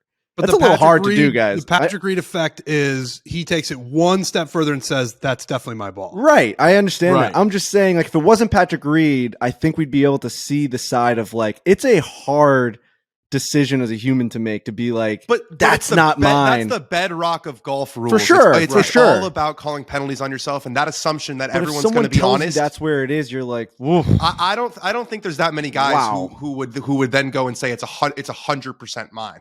You know what I mean? Like, that takes a special. Well, he always takes it. Yes, the guy is aloof. That's the word for him. He has no idea what's actually going on. That's a really good point. And this was my take on the whole T-Gate thing. Was like, I genuinely wonder how aware he is of everything that's going around with his name on it. We know that he surrounds himself, that Justine's at the wheel. Obviously, we know the Use Golf Facts Twitter. He's got this quack job lawyer who's suing everyone on the planet.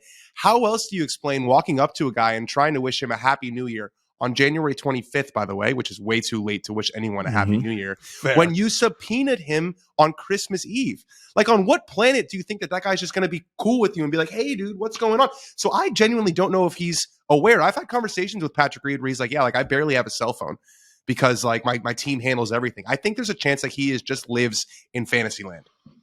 Yeah, yes. I think there's a chance, or at least a degree of that, where he's not really fully aware of what's going on. And, with this situation, like, yeah, your reputation precedes you, which is why it makes sense for everyone else in golf to be like, in this situation, to be like, I'm not 100% sure. Right. So unfortunately, I'm going to go back to the tee. And guess what? You take your medicine. It ends up probably costing you half a stroke or a stroke in the tournament, and you move on, and nobody challenges your reputation. And the next time when you're in this type of situation, your reputation's good. And next time it's good. And next time it's good. He had the incident where he clearly removed Sam from behind the ball. He had the incident where he claimed an embedded ball when we watched his ball bounce. And then he put his hands in the rough at soft. Immediately grabbed the ball. And that's then a crazy move. And then he clearly grabbed the ball and made it embedded. So when you've done those things on camera and then you're in a situation like this, you just cannot claim that it was 100% that's your ball, because everybody now has the footage that it's 100% not your ball. And I know what you're saying, Frankie, 100. Like if we're playing in our match, right? If we're on, we say like, hey, it went into this tree or one of these trees. I'm going to drop right here because we're not playing the rules quite as tight as that. And everybody's like, yes, we all know, we all watch it go into that tree. Fine. Problem is what Dan's saying on tour, when you have 156 or 144 people in the field, and 143 of them are all assuming honesty in that situation. Yeah. And all 143 of them, or how many people, are going back to the tee because they can't 100% claim because they're looking at the wrong ball in that situation. Right. And then you have one that's not. That is just cheating, and that's going to cost other people hundreds of thousands of dollars, especially over a 20-year career, and that's bullshit. Can't we have fucking ladders out there? They had binoculars. I mean, it's 2023. Can't we get this guy like a drone up there or something? It's crazy. The only thing funnier than the binoculars picture would be Patrick Reed going up a ladder trying to find his ball. Dude, why can't you? You can find your ball everywhere. They don't have access to the video, right? Do they? Like, they don't I don't think they did. I don't think they did. And there's a video or a picture of Kessler, correct, who we're friends with. His caddy in like Malaysia a few years ago was in a tree. He climbed up into a tree to grab the ball to identify the golf ball. So like this has happened before, but I don't think those trees. I don't think you could climb up those. They were like so you'd have to. No, they were like palm trees. Yeah. Wow. Because that's the difference. I mean, there's a video of Sergio, isn't there? Sergio in a tree checking a ball before. So it's like, dude, when it goes up into a tree, it's like you got to either identify it, or if you can't, you got to go back to the tee. It sucks, right. But it's a bad break. Like, plus, definitely. He didn't hit the fairway, so at that point, like all these hazards are in play, so he can't really complain for taking a penalty stroke. Like you hit it into a tree, like you didn't hit it right down the middle of the fairway. You hit it into some sort of hazard. So yeah, I mean, I agree. I agree that it is. I mean, the guy just can't get out of his own way. Like that is, it's a hard position for anyone to be in. I think if Rory was in there looking at that ball, he'd be like mentally being like, holy shit, this is a hard walk back to the tee. And I know he would do it. He's Rory fucking McIlroy. He's going back to that tee. But like, fuck, man, this guy finds himself in these situations where it's like, I can't believe he has to make this decision right now. Which one's he going to make? And he always makes the wrong one. I find it so impressive. He finished second in the tournament. Why can't it just be an easy round of golf for him, though? Why can't it just be... man? You got the tee gate, then you got tree gate, and then you finish second in the tournament? He's a guy who the level of awareness is an interesting question with Patrick Reed. Like, what does he know? What does he not know? But he is a guy, if he has any awareness, he has an incredible ability to rise above it and play incredible golf. I think he relishes it. I think he likes it. I think he likes feeling like the villain and showing them, I'm a proof to them what I can do. We need a rules controversy here because I need to make a push tomorrow. So it's either he is completely like aloof to everything and he doesn't know what's going on, so that's how he can play well, because he's just like, no, everything's going fine, like this is just how I operate. Or he has more awareness than we all think, hyper aware, and he does it out of spite. He's like, all right, we're gonna get a rules official over here, people are gonna hate us for this, and it's gonna motivate me, it's gonna put gasoline in my engine to try to win this golf tournament. And he almost did. It's crazy to know that everything's on video and still try and like dupe people, I guess, is like, that's the craziest part. And know that everyone's going to be watching you because you're Patrick Reed and still doing it. That was my argument with the fucking ball going in the water in our Ozark video. When I turned back to the cameraman, I'm like, I'm glad this is on video because I know we're going to be able to go back and watch this. That's how confident I was, where like he's almost doesn't understand that it's on video. And everyone's going to be like, you're making such egregious decisions that we're just going to be able to go back and look at it. We're going to be able to look at this. You understand that, right? Like everything you're doing, we're going to be able to go see. You can't just keep explaining it to us. We're going to go watch it. I think it speaks to his lack of social media, his lack of consuming media. I think he literally is just like, I just think he's barely even paying attention. He's like, this is in 240p. I mean, this isn't HD. They're not going to be able to see what my ball is. He's just like grinding on the range today. And I think like everyone's going crazy on Twitter. He's not on Twitter. So he's just like, whatever. I don't give a fuck. We're in Dubai. This isn't even on TV. I mean, his Twitter, his official Twitter account, which is definitely not run by him, has blocked every single person into oblivion. So he might not even be aware that this is a thing. No. Or whoever's running he's that account might logging not be into it aware. anyways. Like, right, he's not- exactly. I'm not even saying he's considering the TV thing, Frankie. I think it's just not on his radar. It's just like he's just hitting balls or he's having lunch in Dubai. Like it's not even close to on his radar. He's not. He doesn't know. We were on our way to the airport the other day, and I had this hypothetical. I was like, would you switch lives with Patrick Reed right now from your current life? You get all the money, you get to play golf in all the tournaments that he's playing, you have to play on live, but like you're him now. Like I was in the car. My only stipulation is, or question is, whose brain do I get? Do I get my brain or do I get Patrick's brain?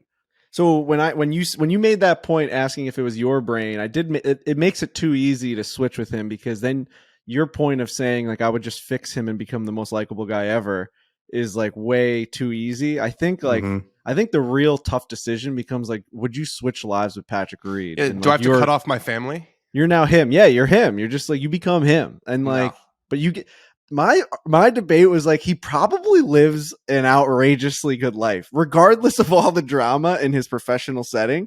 He like has all these like allegations of cheating the game of golf, but then like, almost like when we look at our Twitter and we just put our phone down, Patrick Reed's life is insane. I mean, he's at Blue Jack National. He's flying around. He's got 10 houses. He's got $150 million. I mean, it's not the worst life to switch with, but that if anyone says no to it, that's how crazy of a person he is. Like to say, I'm giving all that up. Well, if you get his brain, which in this one you do, it's like ignorance is bliss. If we're looking at his awareness level at 0, then he's just like, I joined Live, I maybe heard some rumblings that people didn't love that. And then but I got $150 million and I don't care about anything else. Like If you also got to be in the Ryder Cup, you had like an amazing, like it's crazy that anyone would say no. I think I may say no. I don't know.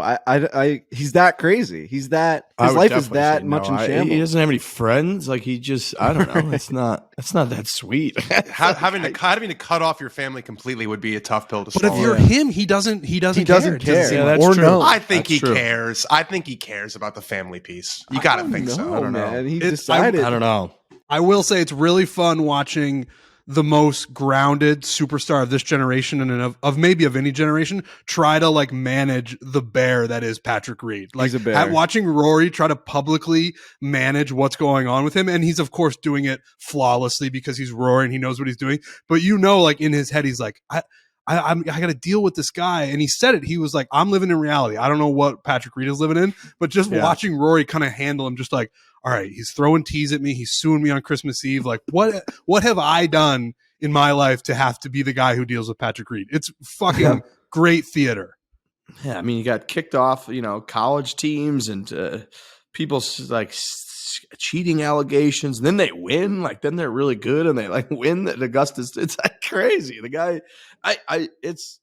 it's not the worst life to switch with. I just wouldn't do it. But you're right. Like if ignorance is bliss is something we're going by, like switch it with him. He wouldn't know that he doesn't have any friends. He wouldn't know that like he's just kind of like winning golf tournaments and hitting shots and like identifying golf balls and trees that aren't his, and like everything's fine. It's like taking his PJ back from Dubai. He's like collected a second place check. He's who knows, probably eating fucking sushi. He's having a good time. Justine loves me to death. She loves me. She Crazy, handles everything. Like, makeup and like fighting sex all the time because like she's a lunatic. It's probably not the worst thing that's going on with him. So it's interesting. He's a great character, man. He's an A1 character. On the other side of the spectrum, shout out to Max Homa. I don't know that you can have a better week really than Max Homa had. He did the 13th hole, mic'd up, walking down the fairway, talking to Trevor, answering questions, hitting golf shots, and then does the thing in the final round, which was Saturday because of football, where he's got his beautiful like sea breeze baby blue pullover on. He gets into contention. When he's in contention, he pretty much wins. He answers everything phenomenally. He's wins as a dad for the first time. He's got his wife Lace out there. He's got his kid. He's got his dad. His family's out there. He's in Southern California where he grew up. That's pretty much just a dream week for our guy Max Homa. The guy's a closer. Isn't there a crazy stat that when he's in like the top 5, he just wins? Like he doesn't like finish in like he's third never finished second in a tournament before. That's amazing. So he's a closer, man. The guy, and he loves California. Holy shit. Loves California. And I think his journey is interesting. We hear about the slump and you hear about how he was the Twitter guy. But before that, he was an absolute stud at Cal. Like the guy won the 2013 Pac-12s, which is at LACC, where the US Open is this year. He shot 61, which is still the record. Okay. He makes the Walker Cup that year. He finishes 9th in his first PJ Tour event. He goes on the Corn Ferry Tour, gets his card immediately, kind of loses it, and then he falls off the map completely. So I talked to Mark Blackburn, who is his coach, about this. And Frankie, are you guys aware, and everyone, but Frankie, because I feel like we've kind of discussed this with Fixing Frankie. Are you familiar with imposter syndrome? No. So imposter syndrome is basically, Trent, you're nodding your head? Yeah, I know what that is. Yeah. Yeah. So it's basically this feeling that you're an imposter, that like, I'm not good enough to be in this position, and that everything that's happened that's gotten me to this position, I don't deserve it. And sooner or later, people are going to find out that kind of I'm a fraud and that I'm not actually quite as good as I am. When I'm staring at the ceiling at night, thinking about the Barstool Classic, credentialed at Augusta, and us having a merch at the Waste Management, that's imposter syndrome. Mm-hmm. So Mark and Max started working together right after the US Open in September of 2020. So he had already won his first PGA Tour event, but it was before all this winning happened. And him and Max talked a lot about imposter syndrome, and Max feeling like he didn't deserve to be where he was. And this is what Mark told me, and I think this is really kind of illustrates Max in a really special way. Anytime a player is willing to be vulnerable, you have a much easier chance of actually coaching them. In the 20 years I've been doing this with tour players, essentially the problem is most of them are not willing to be completely open about their insecurities and inadequacies. When someone is willing to let you in, you have to earn that, but he lets you in. That's one of the things that separates him from a lot of people. When he trusts somebody, he gives them the reins. That can be good or that can be bad.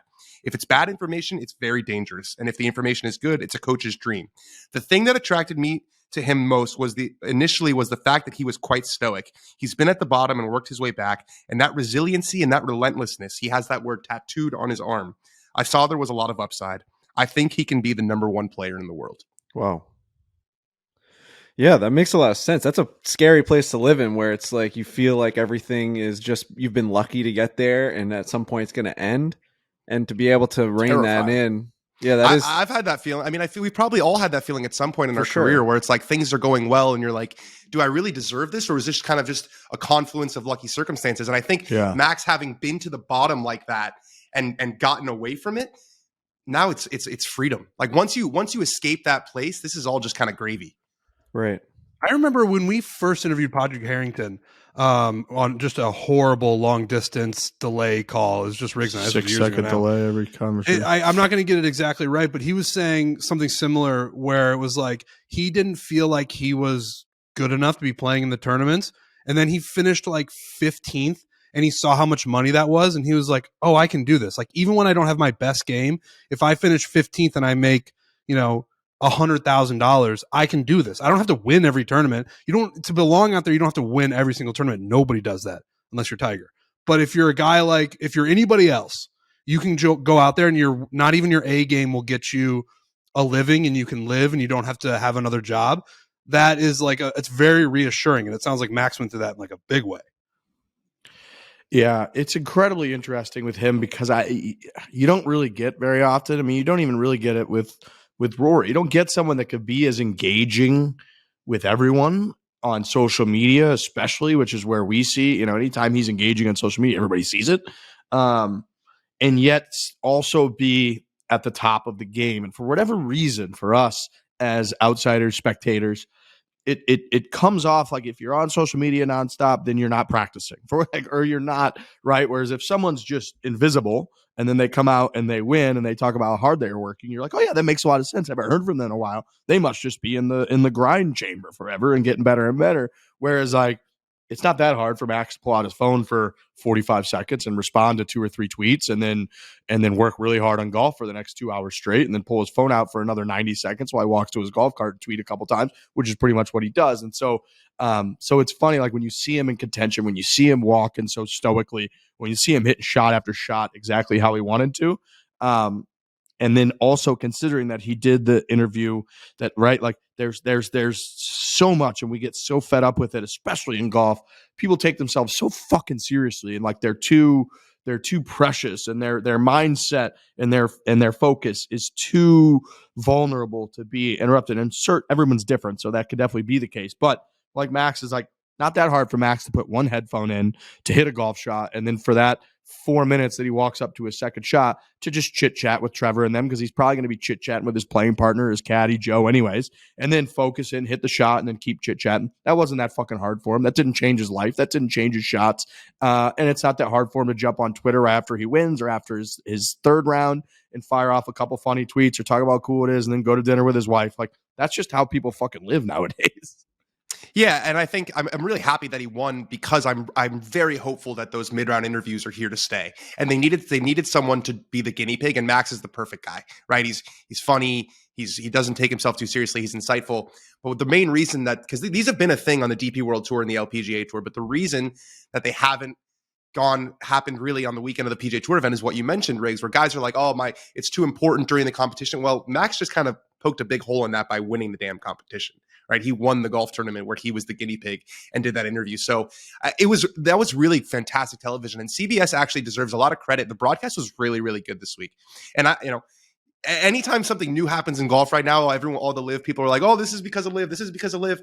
It might be. I mean, the live broadcast, they did try some new stuff, and it definitely put pressure, lit a fire under CBS and NBC being like, we got to step our shit up. I thought that 8K camera that they were using all the time, the one where the guy looks like he's in a video game, was awesome. They had some really cool leaderboard graphics, and that mid-round interview, and the beneficiary here is the viewer who gets the benefit of the competition and the benefit of these innovations. So it was really fun watching it this week, and I'm hopeful that NBC, when they get their chance, is going to roll out some stuff as well. Yeah, Trevor and Colt are great on there, and you mix in them, taking some swings with the interview with Max in real time, miking him up. I agree, it was fantastic. You get Torrey Pines, which is beautiful and films well and shows well on TV. It was really cool, great tournament. I always think of Torrey Pines as sort of, for me, like the beginning of the real PGA Tour. Like, they're in Hawaii and they're kind of putzing around and it's fun and there's whales and shit. But this is like when Tiger would always start his year and would be at Torrey Pines. So I kind of always framed the season of like, okay, this is the real tournament now because Tiger Woods is playing. And it's cool that it's still holding up, that Torrey. It's obviously a major championship venue, U.S. Opens, all the history. And for Max Homa to go out there, who's a Southern California kid, and do it. It reminds me a little bit of like when Brooks Koepka when there was all the pace of play controversy, and Brooks Koepka was like the fastest player on tour and still winning majors left and right, where the fact that they were able to be a little bit risky, mic somebody up, and that person goes on to win. Anybody who bitches at them now, they could just be like, well, I mean, Max Homa did it and he won the tournament the week that he did it. So it's like, who the fuck are you to say no? You're finishing T45. Just put the goddamn headphone in your ear and talk to us for fucking 5 minutes. Not that hard. So yeah, I love it. I love that Farmers Insurance. Congrats to them and the sponsor for a great week. It's awesome. Tour, great week. Max Homa is, I think he's one of the most likable athletes in sports at this point. Sam Ryder, we love you. Not your week, but we got to know him a little bit at the 3M. We played 9 holes with him. Great guy, really a great guy. Was having a great week. Just couldn't finish it out. That happens all the time. We love you. We love your joggers. You're almost like 4 inches of leg. Yeah, almost like 72 holes is the right amount of time for the best player to kind of emerge at the end. Seems like it's a good number. Yeah. Yeah, no, Sam Ryder. I was rooting for him. I wasn't rooting against Homa. I actually was super happy for Max Homa to win. But we were watching Rom. Everybody was watching Rom all weekend. Rom's a freight train. He's just going to win 3 in a row here. There was a part of me that wanted Sam to win just because of like what we talked to him about at the 3M. Like, he kind of he's more of an athlete than he is a golfer, and the way he was describing his like process really resonated with me, where he like really took all the athlete stuff and tried to morph it into his golf swing, where he would just step up and hit and do all his pre-shot routine as he's walking up to it. And we played with Brock Nelson from the Islanders in that same group, and they've become like pretty good buddies of like texting back and forth and messaging each other about clothing and wearing joggers on the course. Like prior to this, like he's a Grayson guy and like Brock liked that. And then all of a sudden now his fucking joggers are on display for the whole world because of Phil Mickelson. It was an interesting week for our guy, Sam Ryder, but it was one of those weeks also where it's like, I've said this about golf. It's like no matter who won, we were going to be happy. If it was Max, if it was Sam, if it was John Rahm, we all would have been like, yay. Like there's no teams in fucking golf. So we're just like, yeah, no matter who wins. But it's like, it's crazy. It was different. It's funny because it was such a contrast to the Dubai tournament where it was like clearly there was a good You guy had and a to bad ha- guy. yeah. It's like if Reed would have won, it would have been like, fuck, dude. Like, I mean, it would have been really interesting to see what the DP World Tour like would have done, how they would have handled that on their social media and stuff. Because these DP, the live guys are playing on like a courtroom. They went to court basically to be able to still play. The DP World Tour doesn't want them there, and this is one of their big Rolex Series events. So it actually would have been crazy they quite don't interesting want to see. them there. Yeah, They it gotta would've been have them there, dude. You gotta have them there. It makes it so much more interesting. Like, shout out to Rory too. He won the first time that he's won his first Rolex event. Series. Yeah, first time he's won his debut of the year. First time he's won a Rolex Series event, which is like the elevated events on the DP World Tour. Not sure how that was his first, but third time he's won that tournament. And he heard us. He heard us saying that John Rahm's best player in the world. And we were talking about this, Riggs. You were like, well, Rory, last time Rory was playing, he's the best player in the world. And then he plays, he makes his first start of the year, and he wins. Yeah. Rory really is he's like a superhero for good. Usually things aren't that way, but it was like Patrick Reed might win this tournament and Rory's like, no, he's not. And Birdie the last two holes. He lifts the bus up and saves everyone's life. It's pretty incredible the way he's able to come through. And that birdie on 18 was a motherfucker. That was a wild ride. Yeah, because dude, he's had, for anyone who doesn't know, to contextualize it a little bit, last year he was tied for the lead, came to 18. He obviously can reach this par 5, but there's water, and he flared one into the water, made bogey, and lost the tournament by a stroke. This year, yesterday, in round 3, he was leading by 4, came to 18, hit one in the water again, and made bogey instead of a birdie to extend his lead. Now he comes to 18, hits one 6 inches from the water, lays up, and he said afterwards that he could have gone for it. He definitely had like the distance to get there from that spot, but because of the last 2 incidents that I just mentioned, he decided to lay up. He hits a wedge to 15 feet, gives himself a putt to win the tournament, and cans it. So really, really cool. The fact that we had Rahm, who everybody, because Rory was sitting out basically, who feels like he's the best player in the world, win back-to-back weeks and then almost win again this week. And then you have Rory, who's been off for a few months, who finished the year on a tear to get to number 1 in the world, comes out and wins his first event. It's like we clearly right now have 2 number 1 players in the world, I think. And as we kind of build up to, we got the Phoenix Open, which is a what is it? Designated event now they're calling it? I think designated event is the term. Yeah, designated. They didn't like elevated because the other tournaments bitched that if those are elevated, what are we? Like, we're not elevated. We're subjugated. All right, so we're a designated underwater. event is, like, what is it? A designated event is every event that's not an elevated event. Do I have that clear? No, designated event is the elevated event. They changed the wording. Events. Yeah, they changed the new wording. Oh, I did not know that. Yeah. Okay. Because if something's elevated, that means something else is not elevated, and that's not good. Wow. So if it's so designated event coming up, and then we'll have the Florida swing. We'll get these guys going at it. Then it'll be Players Championship week before we know it. Masters, major after major. So yeah, it's a good fun time, getting hyped up. Shout out to the farmers also for finishing on Saturday and making everyone think that there's sick. something wrong with their brain. Like I got so many messages from buddies being like, "What is it?" Like they really looked at their phones, being like, "What day is it right now?" When you're watching this guy hold up a trophy. All the delays in Dubai that finished on Monday, it was like, what's going on? Where are we? It is a holy shit. There's no way this is the final round Saturday moment when you're looking at your phone, but then you just remember. Ballsy of them to do that. What are the players going to do with the fact that Cam Smith won last year? Like, are they just not going to show any footage from last year's? Great question. He lost his parking spot at those guys aren't allowed to practice at TPC Sawgrass. That's where he used to play and practice. They took his parking spot away. So what are they going to? Are they just going to not acknowledge the 2022 players? I think they're going to not imagine as if it was like a war year. well, they released a video showing the top 10 shots at Kapalua the week before the week of the century, and Dustin Johnson's definitely the greatest shot in Kapalua history, where he almost holed out from 432 yards. Yep, just wasn't in the video. Amazing. It's going to be. I will say it's going to be tough to not mention it, but I guess you can just not put it in anything. It's not like Augusta's different, where you got a guy putting a jacket on another guy. That's tough. That would be tough to deny. But with this, I mean, sometimes we go to these venues like before, and the winner is usually just plastered all over the place. The big moments, their faces everywhere. They're sort of the ambassador that year for the tournament. They'll just have to put all those graphics away. They won't put it up. Save money. Yeah. Shout out to us. The For The Cut bet hit again. Wow. Plus 800. Hell We're yeah, on fire boys. right now. I think we're 2-1. 800. Yeah. we're 2-1. We're 2-1, and it was like plus 425 and plus 800. I don't know that you can really beat that. We're gonna do the For The Cut bet again for the Pebble Beach Pro-Am this week. This one gets killed because they have the Saudi event. And then obviously this is between Farmers and the Phoenix Open.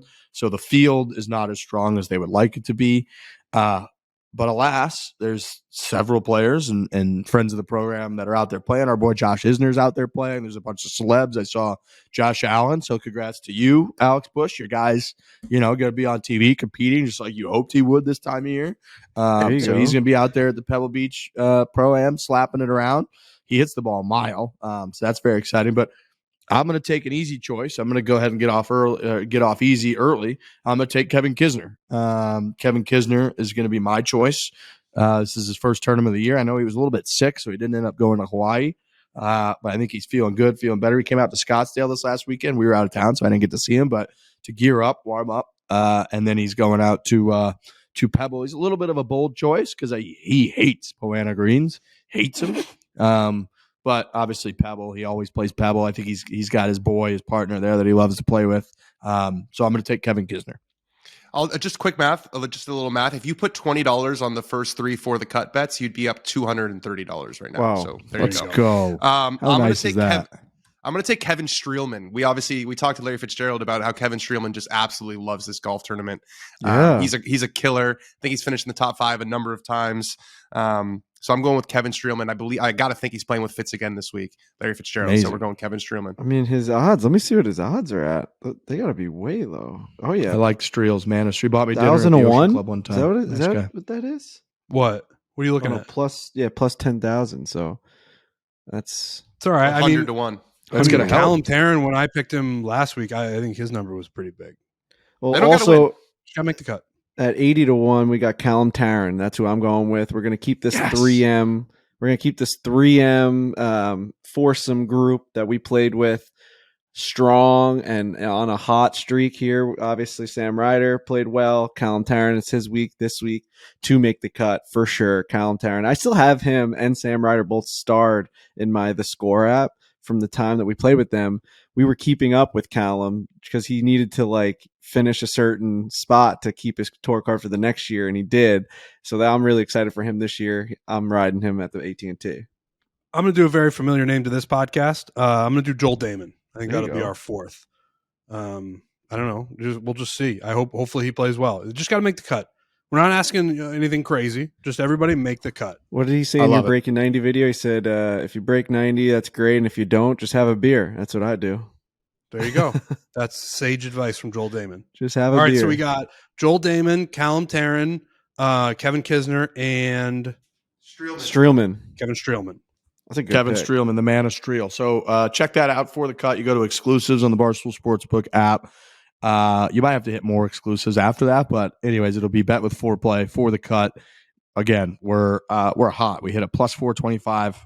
We lost the next week, and then we hit a plus 800. We're back with Kiz, Streels, Callum Tarrant, and Joel Damon this week. And then last thing before I throw it to Trotty, which this is a fantastic conversation that we have. He's hilarious as always. We love Trotty. Is a giveaway. We're teaming up with TaylorMade, our good, close, personal friends over there. We're celebrating the launch of the new Stealth 2 Forgiveness by giving away 2 prizes to 2 different followers. The prizes include a grand prize of a Stealth 2 driver and a Stealth 2 hybrid or Stealth 2 fairway wood of your choice. That's a grand prize Stealth 2 driver. Plus, you could either get a hybrid or a Stealth 2 fairway wood of your choice. We're giving away to 2 different followers. Giveaways. These clubs are fantastic. They're the best. Rory McIlroy's using them. Tiger Woods obviously uses it. This is what they do. They've been Stealth 2. They got all the new gear, whether it's the 3-wood, the hybrid. You saw Nelly Korda. You saw Brooke Henderson. The best players are using this stuff. That's what TaylorMade does. We're using it. You're going to use it, and you can win. You go to TaylorMadeGolf.com/Barstool Sweeps to enter and celebrate the launch that combine the elements of distance and forgiveness to unlock forgiveness. Again, go to TaylorMadeGolf.com/Barstool Sweeps, TaylorMade.com/Barstool Sweeps right now. Enter your chance to win and make this golf season better. That's giving away to 2 followers, grand prize, Stealth 2 driver, plus you get the Stealth 2 hybrid or Stealth 2 fairway wood of your choice. We're going to discuss those clubs and much more with our very good friend Trotty. Hit it hard. Hit it hard. Hit it hard. Hit it hard.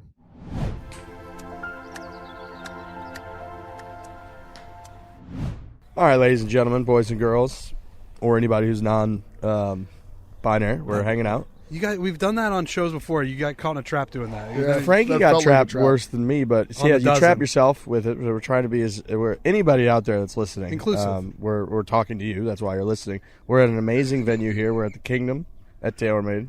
We got Chris Trott, Trottie Golf, has joined us. We're just talking about actually airplanes and how I watch plane crash documentaries and stuff. We're talking about when people turn their phone on.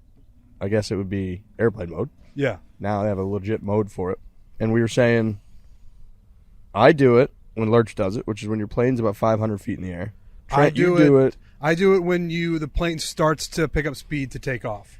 I hit airplane mode. Frankie never does it. No, I just keep it on. So you think at 10,000 feet you're still looking for... Sometimes I get a little ping here and there. Something will hit.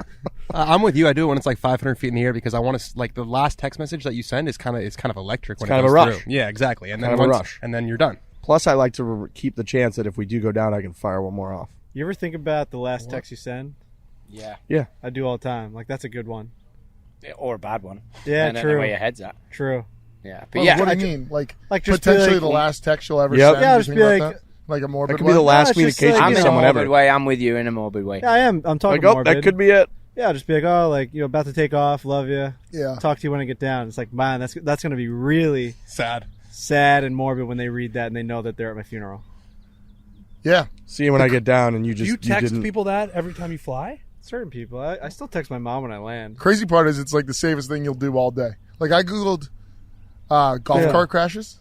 There's 13,000 golf cart crashes a year. What do you mean golf cart crash? So what constitutes like a fatal crash? I was looking into that. Yeah, there. I think there's a good section of them that are fatal though, but I don't know Wow. the percentages. Like imagine if you just every time you play golf, you just said like, Yeah, I could mean be the it. amount of muppets messing around in golf carts is. I can plane see travel there is being so a lot. safe. Could safe be it. though. Yeah. Yeah, like every time you get like back into your car from your golf cart, you Yeah. like text your mom like I We did did it. We did it. Hole Every 7. shot. Hole 7. We're back in the cart. Love you. She'd get 107 I got back to the texts. car. Right, great job. I always think about the last tweet that I sent more than the last text. Wow. Like, what's my lasting legacy with public life? Wow. Could Do you mine know- be like do you know a, what? A I've been- pod promo? This The is bad. Islanders are going to make me kill me. Listen to our podcast. That guy died the next day. Yeah. This one's Yeah. actually really good. Really better go. We'd probably get some bumps on that I mean, podcast. a lot of Think people about this. listen. There will be a last tweet Yeah. There's a last everything. for you. Everything has a finite number. You just don't know it. Like, you will have a final tweet. What will that be? It's not up to me. I know. Just, My kids were asking Kinda about Kobe Bryant the other day. Yeah. Oh. And then obviously Yeah. Instagram, and it's like the guy's obviously, and you're just like, oh no, you Not know what I good. mean? Because the guy's a legend, and I even know that being from where I'm from, and it's deep. That was about as shocking and like stopped you in your tracks of a celebrity death that I think It's I got- Almost I mean, exactly definitely. 2 years I ago. was going to say Yeah. Torrey Yeah. Pines. I was The here. Tiger I Woods was next Farmers to, thing. I was next to the 8th green at Torrey Pines. It was on Sunday, and I got a text from a friend being like, "Kobe died," and you're just like, "No, he didn't." And I remember Tiger didn't know the whole round, and then Joey, they caught him on camera being like, "Hey, Tiger, I'm about I'll tell you this. I watched Kobe that clip Bryant the other died," day. and he goes, "Excuse me." He does. He turns. He stops and he turns and goes, "Excuse me." Yeah. We've talked to Joey when we've golfed with him about that moment. He said it's like the hardest that he's had to like try and keep his composure of like, when are you going to tell Tiger he's in the middle of the tournament? People are screaming it at him, and he's like Do confused it as for to what's Mamba. happening. Yeah. And yeah, I think a couple times he looked at Joey being like, what are they saying? And he's just like, I don't know. And then someone came over and told him, and Joey actually tells him like right when he found out. You know what I mean? Like Joey found out later too. I think. thought he knew for most of the round. Not the whole round. Okay. Because I don't think he could have kept it from too long. He You told know him what I mean? after the game, didn't he? Told him Yeah. after, Yeah. The golfers were shaken up. I remember doing interviews afterwards, and they were all really shook. Yeah, that one was was weird, shake worthy. I mean, that was. But he had to nuts, tell him man. because he's about to get asked on Right. TV. And imagine that being his first time finding out. Like Helicopters are no good. I'm not from Amanda doing helicopters. Balionis being like, Not a helicopter fan. no. Planes can glide. Right. Yeah, that's the big thing. There's a Winds glide. are There's so a glide good. hope. I think a chopper. We're about to fly like all over the country. So, I mean, I fly. every Trotty, day. how talk about it. you been? You been good? Trotty, I have a question for you. I've been good. I've been right. good. I have a real question for A you. helicopter question. What's your favorite Harry Potter movie? We're not getting. You know, I've never watched any of them, and I don't need to by hanging out with It's you. like a cultural phenomenon. Your kids Not aren't really into Harry it. Potter? Yeah, we did a couple of books, but there's a lot It's of. like a documentary for your homeland. You think it is, and then we go through the homeland, and you're on it every time. Disrespectful. You know what I think about? Edinburgh was like the coolest place I've ever gone to. Edinburgh is pretty damn legit, to be fair. Old, The castle is immense. That's what I like as a dumb American. I just think of like old world Europe as Edinburgh. Like everything it looked like. We went to an old school bar. We had Still don't lunch. hang on. You still don't say it right. Edinburgh. That's Edinburgh. it. Like stop going to Well, wait, Edinburgh? Edinburgh. Yeah, like Edinburgh. Pittsburgh. Edinburgh. Edinburgh. Better. Um, Like Scottish people will kill me. You got to get it. How Edinburgh. they say it. That's better. Yeah. somebody was telling me, I think, like when the Queen died, that they brought Her to Edinburgh. to that castle that we were at. Yeah. She There's loved major it. connections with Scotland and Royal the Royals Mile. for Yeah. sure. Yeah. There's Well, that whole I've like seen Braveheart, underground for sure. world over there too, right? With the Royals, I mean, In I'm the not a city? big Royalist, In so I don't Edinburgh? want to niche them, but yeah, I would imagine so. Yeah. Isn't there a whole underground kind of? I don't think it's like the tube in London, but yeah, there's a whole underground system going on. I would a imagine. lot of travel, long week in Vegas. I mean, we really get the Royals and me. I'm not sure if that's the right place. Yeah, they don't for this like you up podcast. there, right? Nah, I mean, you know, I've left the country. I'm living here with you. We get a lad on the show and we just start throwing all these. Yeah, all these questions that you've had for the last 6 He's weeks. backing out of the questions camera at view after Frankie's Harry comment. Potter's a documentary. T just slid out of frame and just like. Oh man. All right. Well, So, let's. how's the golf games first, boys? How's the golf games after Scotland? I saw Riggs hitting balls here. That's why you're here. I mean, for a minute, let's look over Riggs' shoulder. How good is that? It's, for me, one of the best views in golf, TaylorMade Kingdom. To get to do this with you boys, pretty mint. We've got our shades on because it's a tough view, but it's right. hell of a view. And Riggs is hitting it good, guys. I don't know how you I boys hit were hitting it good today down the line. on the at the King. Did I Very get good. some 290s. Yeah, I heard some 290s. Yeah, I had one 297. I got one up to 294, and then we were like 6 is a lot. 6 yards is a lot to find. Found 3 more, but I couldn't get all the way up there. But yeah, I was hitting it really good. Trotty got me pretty dialed in there. We moved quick, didn't we? And that's the thing, like with fitting and with amateurs, you got to move quick, and we moved quick, and So, we got you in the good stuff. My quick. driver's great. Money. We were hitting it good. You changed something in my irons, my shaft. Is that the situation? We're going to go a little lighter in the golf shaft. We're also going to go a bit more upright. Look, you have the move of coming a little over it, as we all do. I do. Lurch, you definitely got that. They're coming over it, and I He's just a think nasty old fella. if we go a little more upright in those irons, turf interaction was beautiful. I mean, you can even look out over there over Lurch's shoulder. Riggs has hardly damaged the floor, boys.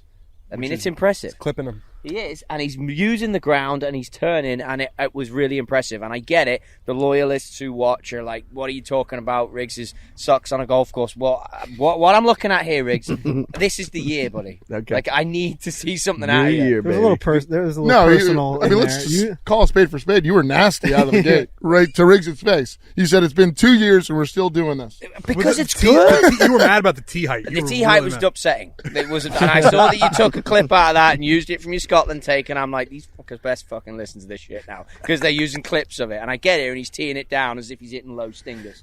I'm like, what are you doing, buddy? Like, let's see the high send. And then we had a conversation about shaking hands with the target. It's just the same shit I've said to him, but a different way. And I feel like it kind of clicked. I was swinging out Take to a the little right. bit of credit My there, path baby. went from like -4 or -5 to +1 or 2 at Very one point. good. So it was great for me. I want to talk about the driver. We're here to talk about the driver. Yep. Stealth 2, obviously Stealth 1 last year, the OG Stealth. Carbon wood age, the whole thing's different. We're going from obviously from wood to metal to carbon, whole different deal. Now we got the Stealth 2, the Forgiveness. Tiger had a great clip where he talked about how he hit it way out on the toe and it was like a millimeter out on the toe from the dead center of the face, which I loved. Talk to me about the new Stealth 2. The absolute best thing about this, right, and this is the best thing about being here at TaylorMade, within, 500 yards of us, you got the main building, and to be fair, I get to talk about golf, and I get to talk about TaylorMade, and I'm very lucky in that sense, but behind what I do, be it the content crew that we can't quite see here, who always arrange these amazing days for us, or be it the R&D people over there in that building, there is some unbelievable minds, okay, unbelievable, and they've gone away, listen to the best players in the world. We've got the best crew. Colin Morikawa, Tiger Woods, we've been talking about them already. These guys are all TaylorMade. You're getting feedback from them. Now look, we're taking feedback from you boys as well, but when you take feedback from the best players in the world and you give it to these engineers, they make a little tweak. The bottom line is, and we can talk until we're all blue in the face about this new club, if you don't hit the center, it gives you more speed. We did a bit of content with you boys. That was evident. Yeah. That was actually crazy. Yeah, I mean, I can let you take over right now, buddy, No, because you keep didn't hit going. the middle of the face. The Video's going to look speed. like one huge advertisement, as if we're like trying to show off how forgiving the club is. We legitimately didn't hit one ball on the center of the club face, and I think people are going to believe that we didn't hit the center of the face. right. But I'm saying, like, it legitimately, the ball went straight with a lot of speed. It was time. Well, nuts. just it works. Like It works. Even if you It try to actually hit it off the works. toe or the heel, it just works. Like I hit toe, heel, and both were in the middle of the fairway. It almost which made is- me feel bad. Like that shouldn't work. Well, Riggs, we were talking about when Tiger talks about how all the advancements in technology like leveled the playing field. That's exactly what he's talking Yep. about. He was the only one hitting it in the middle of the face, was going far. The shots that we hit off the toe 30 years ago would have spun into marketing, as you would say. And you know what? At the photo shoot with him, I know you boys were there on a different set, so we went through that same Very exercise different with set. him. And he said to Couldn't me, get close to that set. I think TaylorMade maybe had me dressed in some daft outfit where we try and soften this whole thing. And I'm obviously there spraying this spray and doing the coin deal. And he's looking at me like I'm some sort of muppet. And I'm like, listen, mate, I need you to... He's right. I'm like, I need you to hit away from the center. And he looks at me in disgust. He's like, what do you mean? And he's like, you want me to not hit the middle?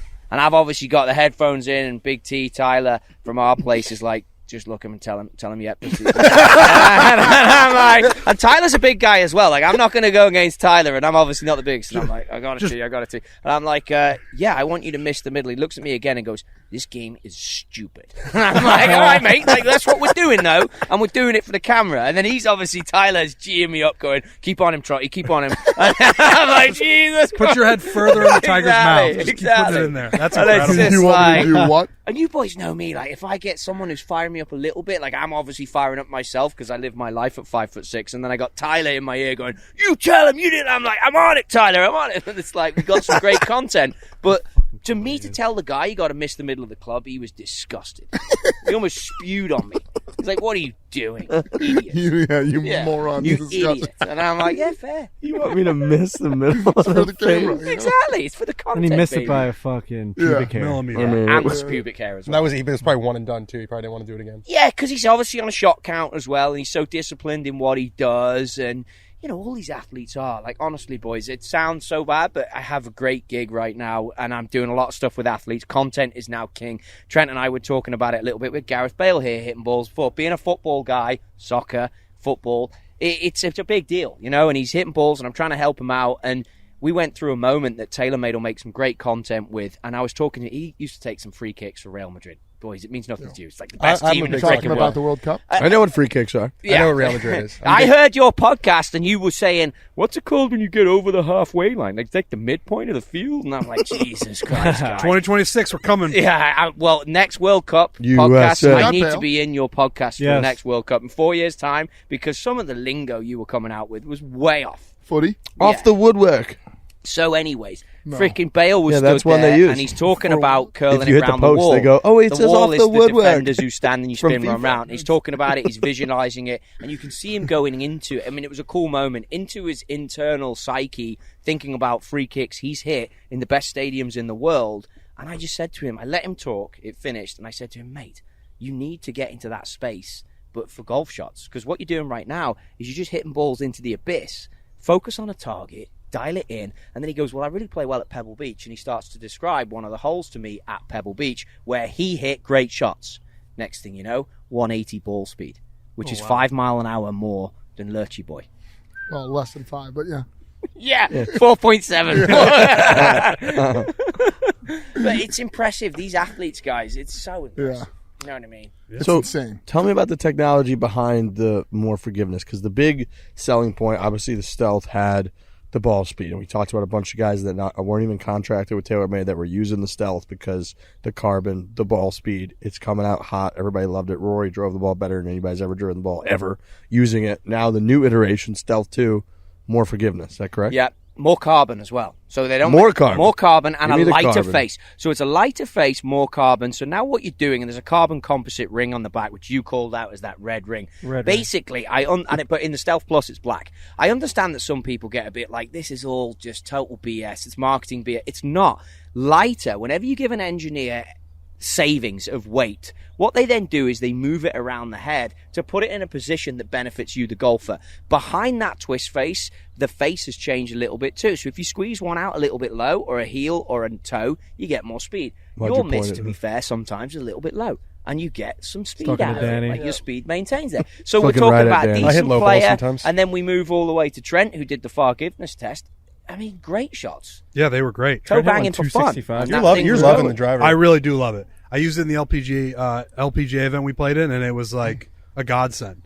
The thing is, people listening to this and listening to me, maybe they gloss over it. Like Frankie's texting, he yawns every time we get on the freaking podcast. I think I'm boring the shit out of him. He's a guy who not maybe true. doesn't listen to this. It is true. I think we should play it all back from the Scotland ones. Granted, very jet lagged, that first one in Scotland, but he's gone. He's texted. He's gone. I get it. I'll All right, look you through, go see do if I you. can come up with That's all right, any, mate. you Don't know. worry. But the bottom line is, you hit balls. You're not doing show research. Is that what No, I you're was just saying? looking on Twitter, see if I look on Twitter all the time. What the fuck's happening right now? What the fuck is happening right now? Just get in the room, baby. I look through to see Get if, in the if room. anything comes on. I don't Put it know. on airplane mode. You know, no, what are you nuts?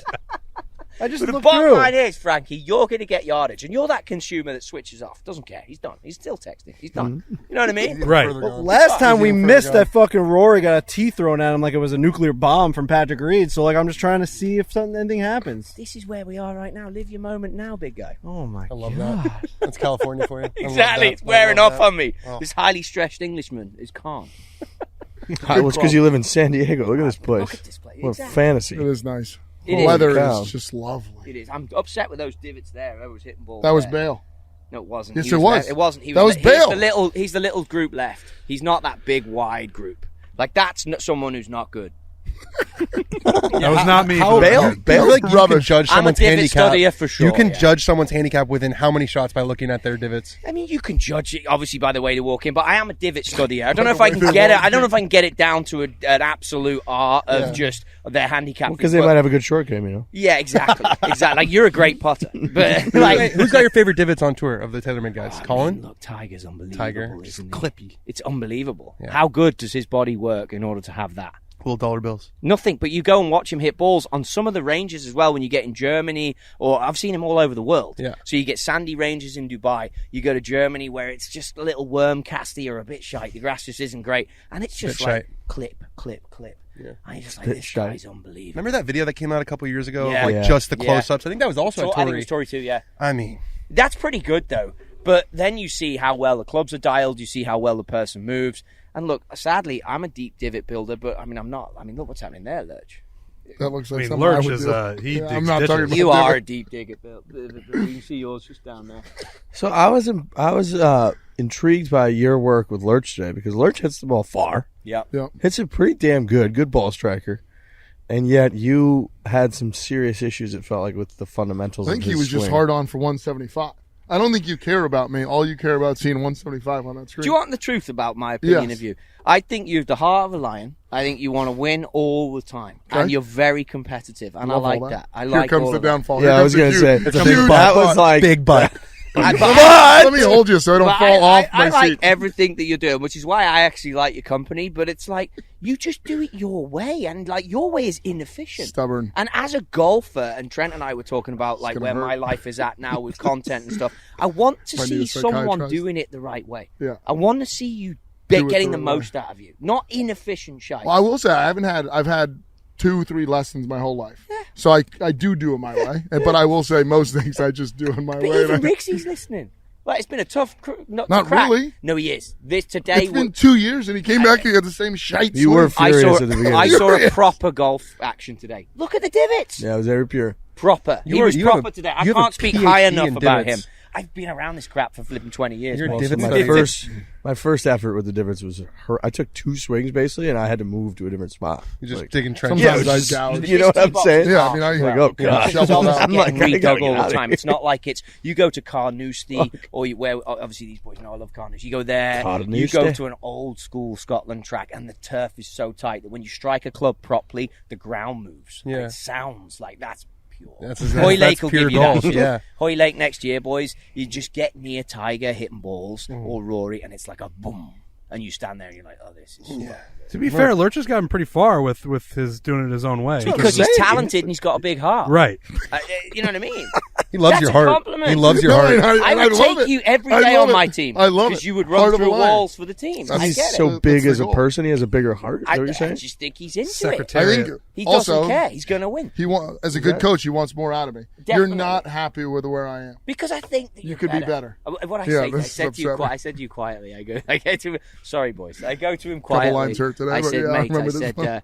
you got to play with some better players. Like you got to raise the bar. That's what I said to him. Sorry, boys. That's but fucked I did. up. That's I fucked up. was like, dude, you got to raise the bar. Danny's here. That's good. You guys got to hang out a bit more. Well, we're and you best gotta raise friends. the bar. We're I will absolutely say best that friends. move. But I've straight seen up. that though. He's competitive. He's good. And this is driving you on. That's what these boys see. are all chill, and like this is your competitive. He's and this is competitive getting- as fuck. He is, but he also Both like, these keeps guys it are together. competitive, Yeah, but but they you want don't to see go. it because, like, a lot of times on camera No, and whatnot, we're like, You're making content. well, right, we're Yeah. entertaining I to get a it. degree. Where Trust me, I it's, you know, hate. I You're love just on it. like a buddy's trip. It's like, if I lose, I won't talk to somebody for 2 days. But I love that shit. But it's like that's the problem with the world I'm in right now. It's like some of this stuff you get the cameras and you got to do jazzy and let's do this and let's hit that shaft and it's like let's get you better at golf. Comments you make are the best. Do you know what I mean? Yeah, I Jazzy, got it jazzy. wrong. I had some guy here last night, great guy, but wanted to try a black and gold shaft. Why are we doing this? What does that mean? Black Black and gold. He just It liked was the colors? black and it was gold, just and liked he the wanted colors? to try it. Yeah. It was black Great and gold. guy, like, good I player. didn't know if it had two two And colors. Try, People let's know try. what that Let's means. scratch the itch. Obviously, my job is running through the fitting. We must scratch the itch. But the truth is, you don't need the black and gold shaft, buddy. You know what I Sounds mean? pretty cool, black and gold. And I get it, and it's a YouTube People love play. looking And, at that. I want one. and the Black guy and was a yellow, lovely guy, black so and I'm not yellow, hating black on the and guy. It's just let's get you better at golf. People love looking down. We're like, You're playing really blades, which is a concentrating now. mess. This guy's burning holes. locked in in. it. Get back on your phone. I'm Chill just out. You're listening. making me I'm nervous. I'm just Back in fucking your listening. phone. I got Text nothing. me. It's all good. I got nothing to add right now. I wanted to actually ask about the Micah because Micah and Grant just signed on with Lovely guys. Yep. from Good. They signed on with TaylorMade. Formerly. Now they're doing their own Formerly. thing. What? Not good anymore. I know. I said from Good. Everybody. Wow, Frankie. Let's is talk taking about this Micah. grenade. I I'm actually taking grenades like from every single fucking angle. This is insane, I want to get into that. Micah, good player. dude. The guy was launching at I don't 330 understand why he's making carry. YouTube videos. 330 carry. What were his numbers? He was 195 ball speed at one point, 140 feet on the apex. I've got it, my phone's inside. 140 feet on the apex. Land angle was a little steep. Spin rate was low, but launch was high. So he's like 14, 1800. And just, we're talking 350. And it was cruisy, right? It wasn't It like was he was cruising. Yeah, it wasn't And like he you was know swinging what, though? hard. He has more in the tank. So, boys, I had to put him in the back right corner, and we had to hit. See this? Don't look now; you blind yourself. But there's 3 palm trees that you can just see the silhouette. Yeah, yeah. I had to aim him at that. That is diagonal across the kingdom because No we don't have way. space for him to hit balls. And the awesome thing is, he did not hit one that was like each side was in play on a lot of balls. Yeah. And then he started to get some pace up, which I get it. We're making a YouTube video. Do your pace thing. You do you. So then I'm like, Was he fit him. breathing? No, just going after it and picking up the speed a little bit. Yeah, like and then I us with backed the him off a boys. bit and was like, let's Like fit carried you. 125. Let's fit you for let's fit you for a goddamn like tournament driver. But it was very, very impressive to the point where I understand you like making YouTube videos, but I said to the dude, I'm like, can you not chip apart or something? You must not what's be the able problem to. here? Yeah. Because you're walking onto a PGA Tour tee, and analytically you are a stroke and a half ahead of everyone else before you even play over 4 Right. days. You know that. What You're was fucking- his insane. answer? What was his answer? That is an He just insane said, I'm stat. not a great putter. And I was like, You Jesus, must be. You must be like Figure it Stevie out, Pissing Micah. You must be Wonder. 30 times worse than I am. Yeah, I'm not a great putter either, but like if I was putting for you, we'd be golden. And then Grant comes up, and Grant's a lovely kid as well. And obviously, it's a strategy, it's a whole way of making the video and making people stay engaged for it. I get it, I'm all around it, but it was a hard act to follow for him. And he's a Like good, he was second. he's a very good player. Yeah. But a hard act Well, to follow. anyone Anyone- at 370. Yeah, is and the like- guy was a 165 ball Kisner speed, says- like he's cruising. Kevin Kisner Swing is follows Micah, beautiful. and it but- seems like a nobody, like Yeah, compared to and those Kisner stats. beats him by 12. Right. Honestly, boys, Isn't that that Micah amazing? lad, I'm like, I He's out driving kids by 100 yards. But It's like but crazy. I get at the point though where I know he's making Top YouTube 20 videos. guy. From the last week, I've watched a lot of it, and I get it. I wasn't a big good fan before. Maybe I will be. Look, you know my journey with Barstool. I didn't used to listen, but now I'm every freaking week on the podcast when I'm walking the dog, and I'm listening, and I'm up to date with what you're doing. I'm laughing. Maybe I'll go the same way. But the point is, if Love it. I was him, I would honestly leave here like, this is great. I'm very successful on YouTube. Kids love following me. It's brilliant. And I said to him, do you not like? Is there not a piece of you that wants to win trophies? Because you are honestly, Well, does he feel like he can do both? I don't know. He's close though, and That's like there's insane. no You're one. cool. Who, He's That's that really good. cool. I'm telling Imagine you, if he's from what just I saw winning there, tournaments. he is very good. Wow. Very good. We And gotta play I, with this you guy. know Yeah, I guess me. I gotta play with I am good a golfers, right? I am a harsh critic. You Yeah, are. that's And why this he is so is interesting. Yeah, good. you told me I suck when I got here. You can take it. He's good. He's really good. To the point where That's awesome. I didn't want to finish the content. I wanted to keep, and we were running out of light, and I wanted to go and see the putter fitting, and I wanted to be like, what is wrong? Like, he's using the black mill grind 3 wedges that feels a bit harder. So obviously he's using the wrong ball. We changed the golf ball. Like, how have you not figured this out as a player? What are you looking for? Like, what's going Right. on? How are you using the wrong ball? How are you just in this YouTube world, but you have so much? And if he ever listens to this, I'm not knocking him. It was a privilege totally. to work No, with you're saying someone. it's a compliment. I'm just like, Yeah, what for are you sure. doing? It gave me the chills. That's how much It's of a compliment really good. it is. And I've heard those two dudes are like the nicest guys on Lovely the planet. guys. Yeah. Maybe too nice to hang out with me, but nice guys. Yeah, you're a little. I need You're people, great. you're I a need people bitter, like Lurch and Frankie that he texts and he calls me an arsehole. bitter little I got it UK wrong. fuck. Exactly, Yeah, yeah, yeah. exactly. My Reece. favorite line you've ever Just said. come from I a got it gray, wrong. cloudy place. Exactly. I got it wrong. It's the best. I got it wrong, lad. Yeah. I'm like, got it I wrong. went to school, came to the States. School wasn't for me. I got it wrong, lad. Got it wrong, boys. My favorite is when Trotty noticed that the service was going to be just a tad too slow at Yeah. a restaurant. And he goes, boys, we better make a decision now or else we're going to be stuck here all night. He goes, we're currently getting it wrong. We're all sitting there. He goes, we're currently getting it wrong right So now. good. Let's put this right. Your antenna's always up. Yeah, man. It's Always gotta up. be. You just gotta watch it back, haven't you? I lived in Asia for a while. Like, you gotta watch what's going on. Like you're in the middle of an engaged conversation, and you just go, "All right, something's happening here. I need to let you guys know Correct we're getting now. it wrong, and we're gonna need to correct We're it right getting now, fucked right now. or we're fucked." Oh, So what's the crack for this year? Can you tell me anything about what you boys are doing? Like, I gotta try and get TaylorMade to get me on a trip with you this year? Like, what's going on? Oh yeah, we have to set something up. I heard some 100%. whispers So much fun. of a really cool country for golf that we might be going to this year with TaylorMade. Really? I gotta get in on that. Tyler, Or a let's really sort that cool out. part of the country. Yeah, me and you, Tyler, we're in on Tyler's this. got to come to this one. I want a headpiece with you in my ear, G'ing me up.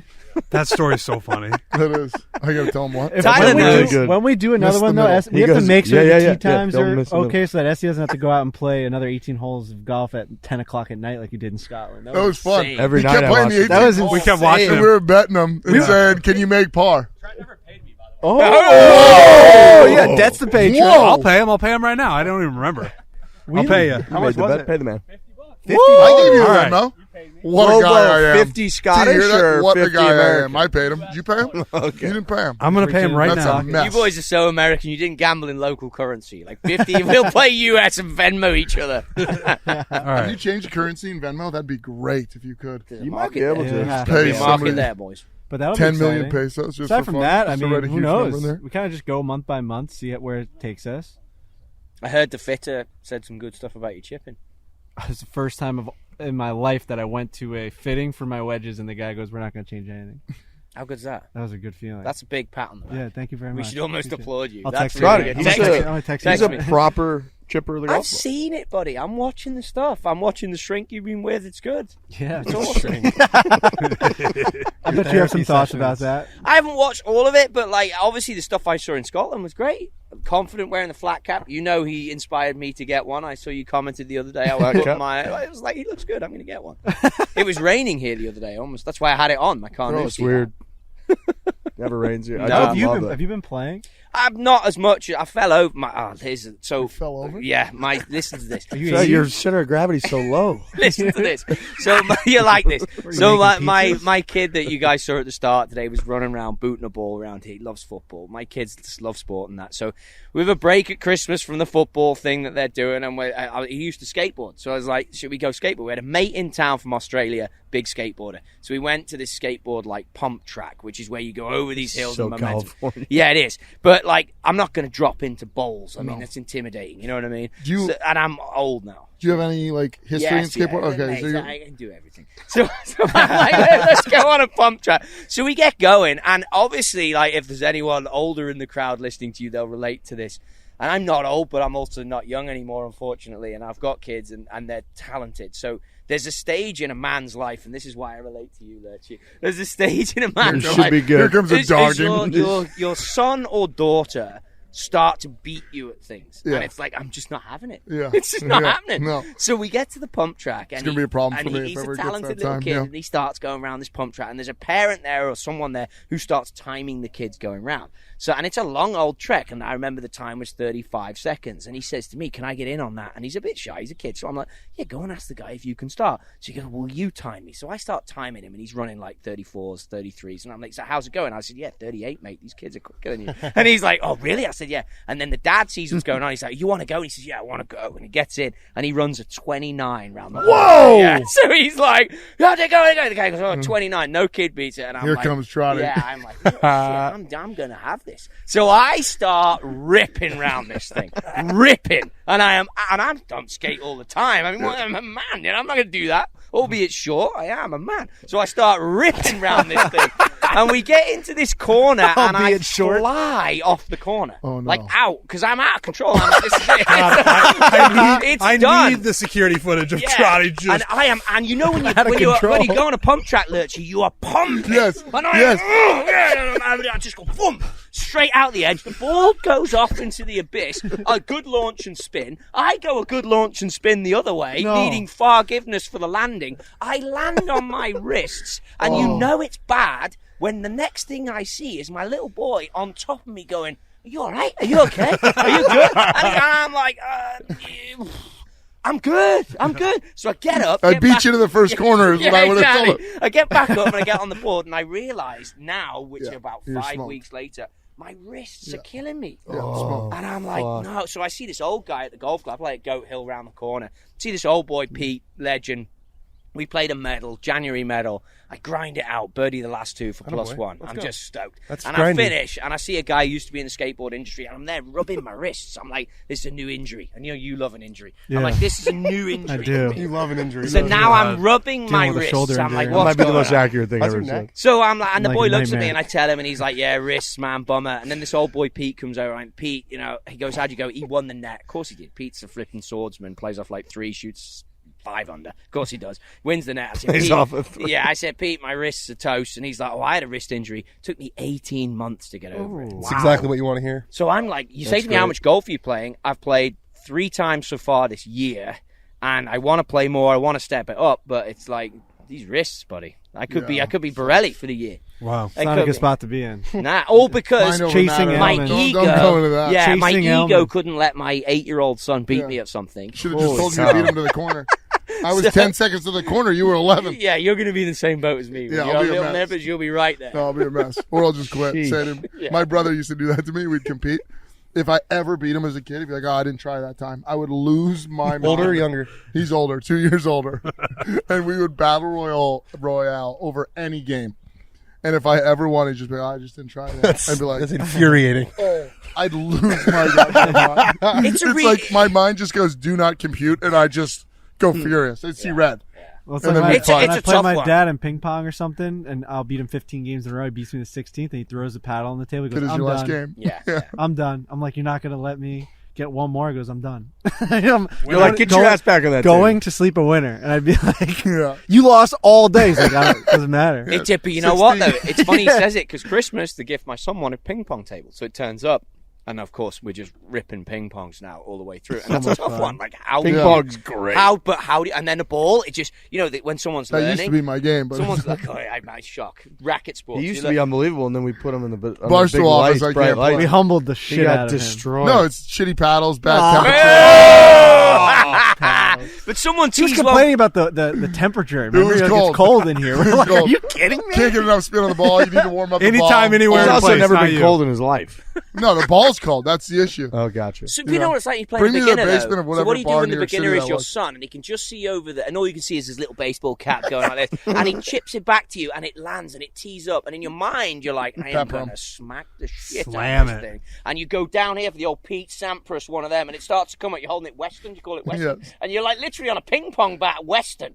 And you're like, this is my son. What am I doing? So last minute you turn it, you go, dink. And he goes, dink. And the next one comes, you go, dip, stink. And it's just like, what do you do, though? And it's like the winner in you just wants to smack the crap out of it. All you can see is his baseball. Trust me, two swings in, it's like, mate, stop teeing this up. Bang, done. And he's picking it out the book cover in the corner. He gets about, bang, done. Picking it out the scooter in the corner. Bang, done. Picking it out the gym. I'm like, get better. You know what I mean? And then I'm like, how bad am I as a parent? Like, how bad am I? And I'm just like, dude, you want to rally with me? Get better. But now, mate, we're like, tick, tick, tick, it's like Forrest Gump on Tom Hanks. I remember several years ago when Tiger was asked about that with Charlie. This was when Charlie was way younger, and he'd be like, yeah, we have putting contests all the time. He'd be like, oh, you like let him win? And he's like, no, I crush him.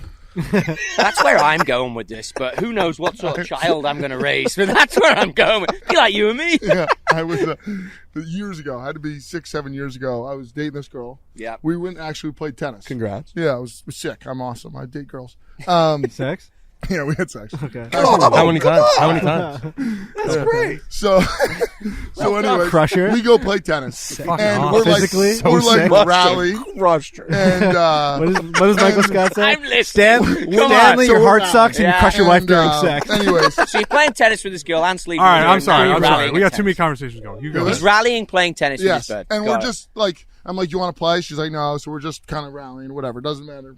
And then she hands me the balls or something, or like she's like, oh yeah, now it's 2-1 me. And I was like, what did you say? Now? I was like, you just. So I lost. I was like, all right. You turned So it up. so I turned it up heavy, and then Just a game, fucker. Get in the Boris Becker crowd. it was my serve. So the next serve, Oh, man. I just absolutely teed one up right down the middle. She like fended it off like this. I crow hopped right down, took an overhead, and just blitzed it right at her. I said, 15 love, my ball. That was the last And that time. was, I was going to say, that was the last time you guys ever hung out. Lost my mind. I was like, this is ridiculous to tell me the score's 2-1, 2-1. 2-1 you. 2-1. No, it's 2-1. Yeah, I was like, Yeah. what, we were rallying. Nothing counted. Also 15 2-1. love, bitch. It's 15 love. Yeah, now it is. It's a tough it's one, 31. though, boys, and hopefully people can relate. I don't know, but like, you got to think about it. Because I have a nice story about, I get on really well with Xander Schauffele's old man. Such a nice guy. And he talked to me about a table The tennis safari story. hats and everything. Yeah, Love good him. dude. Big linen guy. Good dude. We had And him he- on the show. He was Yeah. great. He's a great Cigars guy. and all that. One of the best. And he talked to me about his son and Xander, and they have 2 boys, and table tennis story, and how he knew Xander was a baller when Xander was like screaming at him, crying because he lost a point. And I'm like, did you ease up on him? And he's like, fuck no. Just kept playing it. And I'm like, Ogre, his name's Ogre. I'm like, Ogre, you're the best. He's the best. I like that. He is the best. That's how it should be. His name's Ogre. Yeah, it's not his real name, but that's his nickname. Stefan, He's right? European. Stefan? We work in nicknames. Yeah, Stefan. Stefan. And then he'll say he's French when you're talking about food, and he's He's German German. when you're talking about Yeah. something at precision. It's like, come on, dickhead. I Choose say to him, one. right, what are you going to be here, mate? What are we today? The engineer, the German, or are we talking about the talking kitchen? about cigarettes yeah, and and he always takes the piss, but nice guy. Nice guy. All right, Trot. You got anything else going on in your life there? How's the pizza? I can come up with something. The pizza oven has kind of sat a little dormant. I got to be honest. I've been weak on that. I had some friends in, like I told you, and the girl of the group, the guy was a skateboarder, girl's a good chef, and we never got the pizza oven going. Got to shout out my boy Tyler there. He keeps telling me he's going to give me some pizza lessons after he heard. I was talking to Frankie. I think he's a bit more of a master ovensman than I am. Well, I gave you a legit recipe for the dough. Yeah, and I've done it, and you know I've done it. I've sent you Yeah, it pictures, came and good. obviously Lurchy can testament to that. My little girl was in here earlier. He met her, and Big thumbs up. Yeah. First question I asked her. exactly. How's your dad's pizza? She goes, good. Yeah, he's talking about. So there you go. So Yes, I think it's good, mate. He met a child and asked her about food. What do you know? Shocking. Yeah, Well, the whole exactly. Scotland You guys trip got was any talking pizza about around pizza. I didn't have much in common with her, but I knew she liked it. Yeah. Well, I don't know if she liked it, Dad but I bring knew she pizza had today? to eat pizza. Pizza was just part of it. Did your dad bring pizza today? He's like, what? You still are taste test dummies? No, but life's good. I mean, obviously, worked on the tour a long time. Now doing a lot more content stuff. That's good as well. TaylorMade's in a good spot. So, yeah, mate. I mean, if you're complaining at Southern California with that view, it's tricky. Why we're moving back. Yeah, It's of too, course. It's too good of a place. Of course. Well, LA is not San Diego, man. Southern Yeah, California someone, family. I met these Korean boys, baseball guy, played for the Dodgers, was down here the other day, and then an actor, Korean boy, and they were just saying to me, listen, San Diego's money. Like, they're LA guys, but they're like, San Diego's money. You have LA's to just home, come though. down, mate. I'll You come have to down all come the down. time. We'll play golf. Of course. I want to get you in like a competitive video with us. Like maybe we do like a 3-on-3 alternate shot or something like that. I want to see you like really competing. So in one of our D-Rap and I videos. were talking about that because it's tricky. So he's a good player. I would say looking at his numbers, I'm not far off. And it's like, where's the line? Because Scotland, I felt like I was lucky because I was the fifth wheel. You know what I mean? I was in. It wasn't on me. You guys had a game. I could do my thing. Also, whenever I talk to camera, I do it as if it's like my thinking. So I talk about the shot, and any content I make for TaylorMade, visualize it, talk about the shot. Instructional. It is, but also it puts you in a good place when you then go and hit the shot because you've gone through That's it. what my shrink told me. But Talk it now out. you boys are making content, and it's about the content. Would you have hit that shot on that par 5, second or third hole, whatever it was, when you got down into the ditch and you covered me and shit? Would you have hit that shot on a normal day, or were you doing it because it was content? Content. That's what I'm saying. So then I say to him, decent player, I said, D-Rap, what do you do, mate? Decent, by the way, in British speak means good. You're solid. Yeah, I agree. They're harsh critics. You're solid enough. And I'm like, what do you do? Do you play the camera or do you play the game? You actually said you're trying to figure that out, right? I am trying to figure many things out. That's one of them. Because It's hard. It's a hard balance. very much so. And I think credit to you. And again, I read the comments on your stuff. You can't help. You probably don't anymore, but I do. And it's like people say, well, Riggs this and Riggs. I'm like, you guys don't understand. He had a bad few days in Scotland, and your attitude, I thought from the outside looking in, was actually very good. Well, Better than mine would have been. Well, one of the first things Mine you would said have been to me- It's horrific. gonna happen if it's golf. One of the first things you said to me, I was playing shit in Myrtle Beach, and you were like, it just doesn't matter. Well, and Like, it's like, harder. you just got your attitude has to stay the same. Right. It's like you But can't let it. Look, we're 7 years in now. Like, it took time to learn that for sure. It's harder when you're better. It's way easier for me. Yeah. The expectations Yeah. are low. Yeah. They don't judge you with a fine tooth comb when you hit your driver 195. Only when you you do a game improvement series. I just and- think everybody. Yeah, sucks, they, so but what's the like, matter? but even then, like people are very Doesn't supportive. matter. If you're Right. at golf in particular, for whatever reason it is, when you're doing the content side of it, when you're better, you get judged much more harshly. But as Yeah, Much but you more. also judge your. Sorry, Trotty. I'm not that sorry. But you judge yourself more harshly when you know what you're capable of and you can't do it. That's or you're not doing. Definitely. It. That's what's infuriating. Mate, It's it like, stopped me playing golf at a higher level than where I got. It's Yeah. brutal. That's what's- psychopath. The game that's makes you a what's- complete psychopath. That's They what's also so think crazy we're not about human this game. beings that we like don't want to be better. Like Yeah. they'll comment being like, "You shot." But an you've got a 87 lot at that-" better though. You must have improved. Yeah, I've improved a lot, but like then we play at the LPGA event. It's the 87. first tournament ever. I shoot an 87, couldn't make a putt, and everyone's like, "So all that was a lie?" It's like, well, no. Like I clearly know I didn't have the best day, but that doesn't mean that that's who I There's am as a good golfer. days and bad days. I don't yeah. understand why everyone there can't were understand. People live out in a there, and the silo greens were in the running World Wide Web 13, is and it's Yeah. like there was wild literal place. people lining Right. up. I to had do some it. balls. I made a video the other morning here on that top tee with a 3-wood Stealth 2 plus 3-wood. I like to hit a spinny 3-wood. This thing was going 245 on a freezing cold morning at like 8:30 in the morning. I mean, whatever. Sounds good. It's Comments are great. like, you It's not- you can't hit it far. Yeah. Yeah. I'm like, the fuck? I'm giving you instructions as to how you do your fairway wood fitting. I'm not asking you to critique if this went 270 when I'm freaking moving like an arsehole. Also, there's like you know what I mean? 0.3% of the population in the world might be slightly better than you. Yeah, there's a Probably whole, less. There's Well, a that's whole the other few thing is, like, tours. almost- yeah. We quite a few tours. Yeah. We talk about this a lot, but almost everyone's bad at golf. Right. Yeah, mate, Everybody it's sucks. a Almost hard game. everyone. And Everybody even like sucks. even if you're a 1 or a 2, like you still play stink. often a lot of bad. We golf. do get crazy access to get better, though. That's the But- thing. but- that you have to be like somewhat. What but do you here's mean? something Play I want all you to the fucking take. We get time. access, but we don't get like I think people don't understand like that. Sure, there's stretches where we like genuinely practice, but not that often. Where you're truly like focusing. I don't on think I getting play better more at than the like game your of golf. standard country club. Yeah, but I definitely do. Yeah, I mean, you I'm do. Like I'll sometimes we play with my buddy Tom. Like, and Yeah. he plays two Plays rounds twice of a golf year. a year.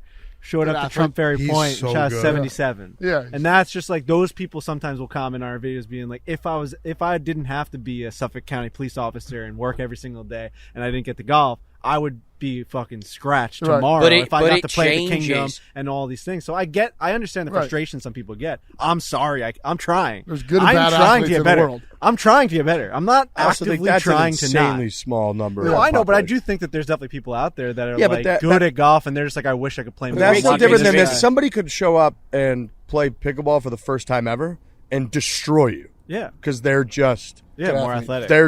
that's just what they're really good at, Yeah. and they just can do it. So I think that golf's the same There's way. where definitely it's like- both sides. I'm just saying it like to be just like I can step away and see that like we're never gonna please everybody by playing golf for a living. That was never gonna be the fucking. I guess what final I'm trying to say game is, here. I think there's a misconception that like our job is to get as good as we can possibly get at golf, and we almost Right. never spend time doing that. Right. Like very, very, We very, definitely very wanna get rarely. better, though. We would like to. We're But trying. also, we're not like. There's I think also. we're trying. I think there's a disconnect in like that a lot of humans have in general of like, yeah, I'd really love to get better, but are you really going to put in like the Right. true hardcore effort to get better? Like This was improve the my first body, ever- improve my mind, improve my Right. actual like do drills. Am I going to stand there for 2 hours and do drills before I even hit a ball about my hip work? Putting Like, practice no. is so fucking boring. Like to having to put all those balls down around the hole. Right. Like, are you really going to do that? Trotty no. gave me my first swing change in my life today.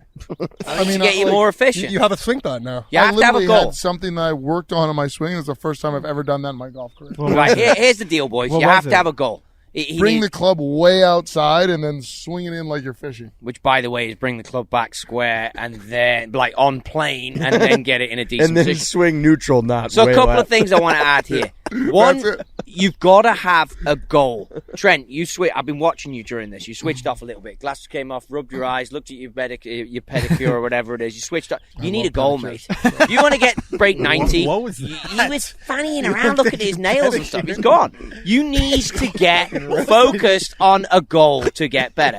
Gareth Trotty's Bale furious, was here today. Divots, we've talked about it already. The guy last time I saw him was mint. He comes today and there's all this like muddly shit in his head.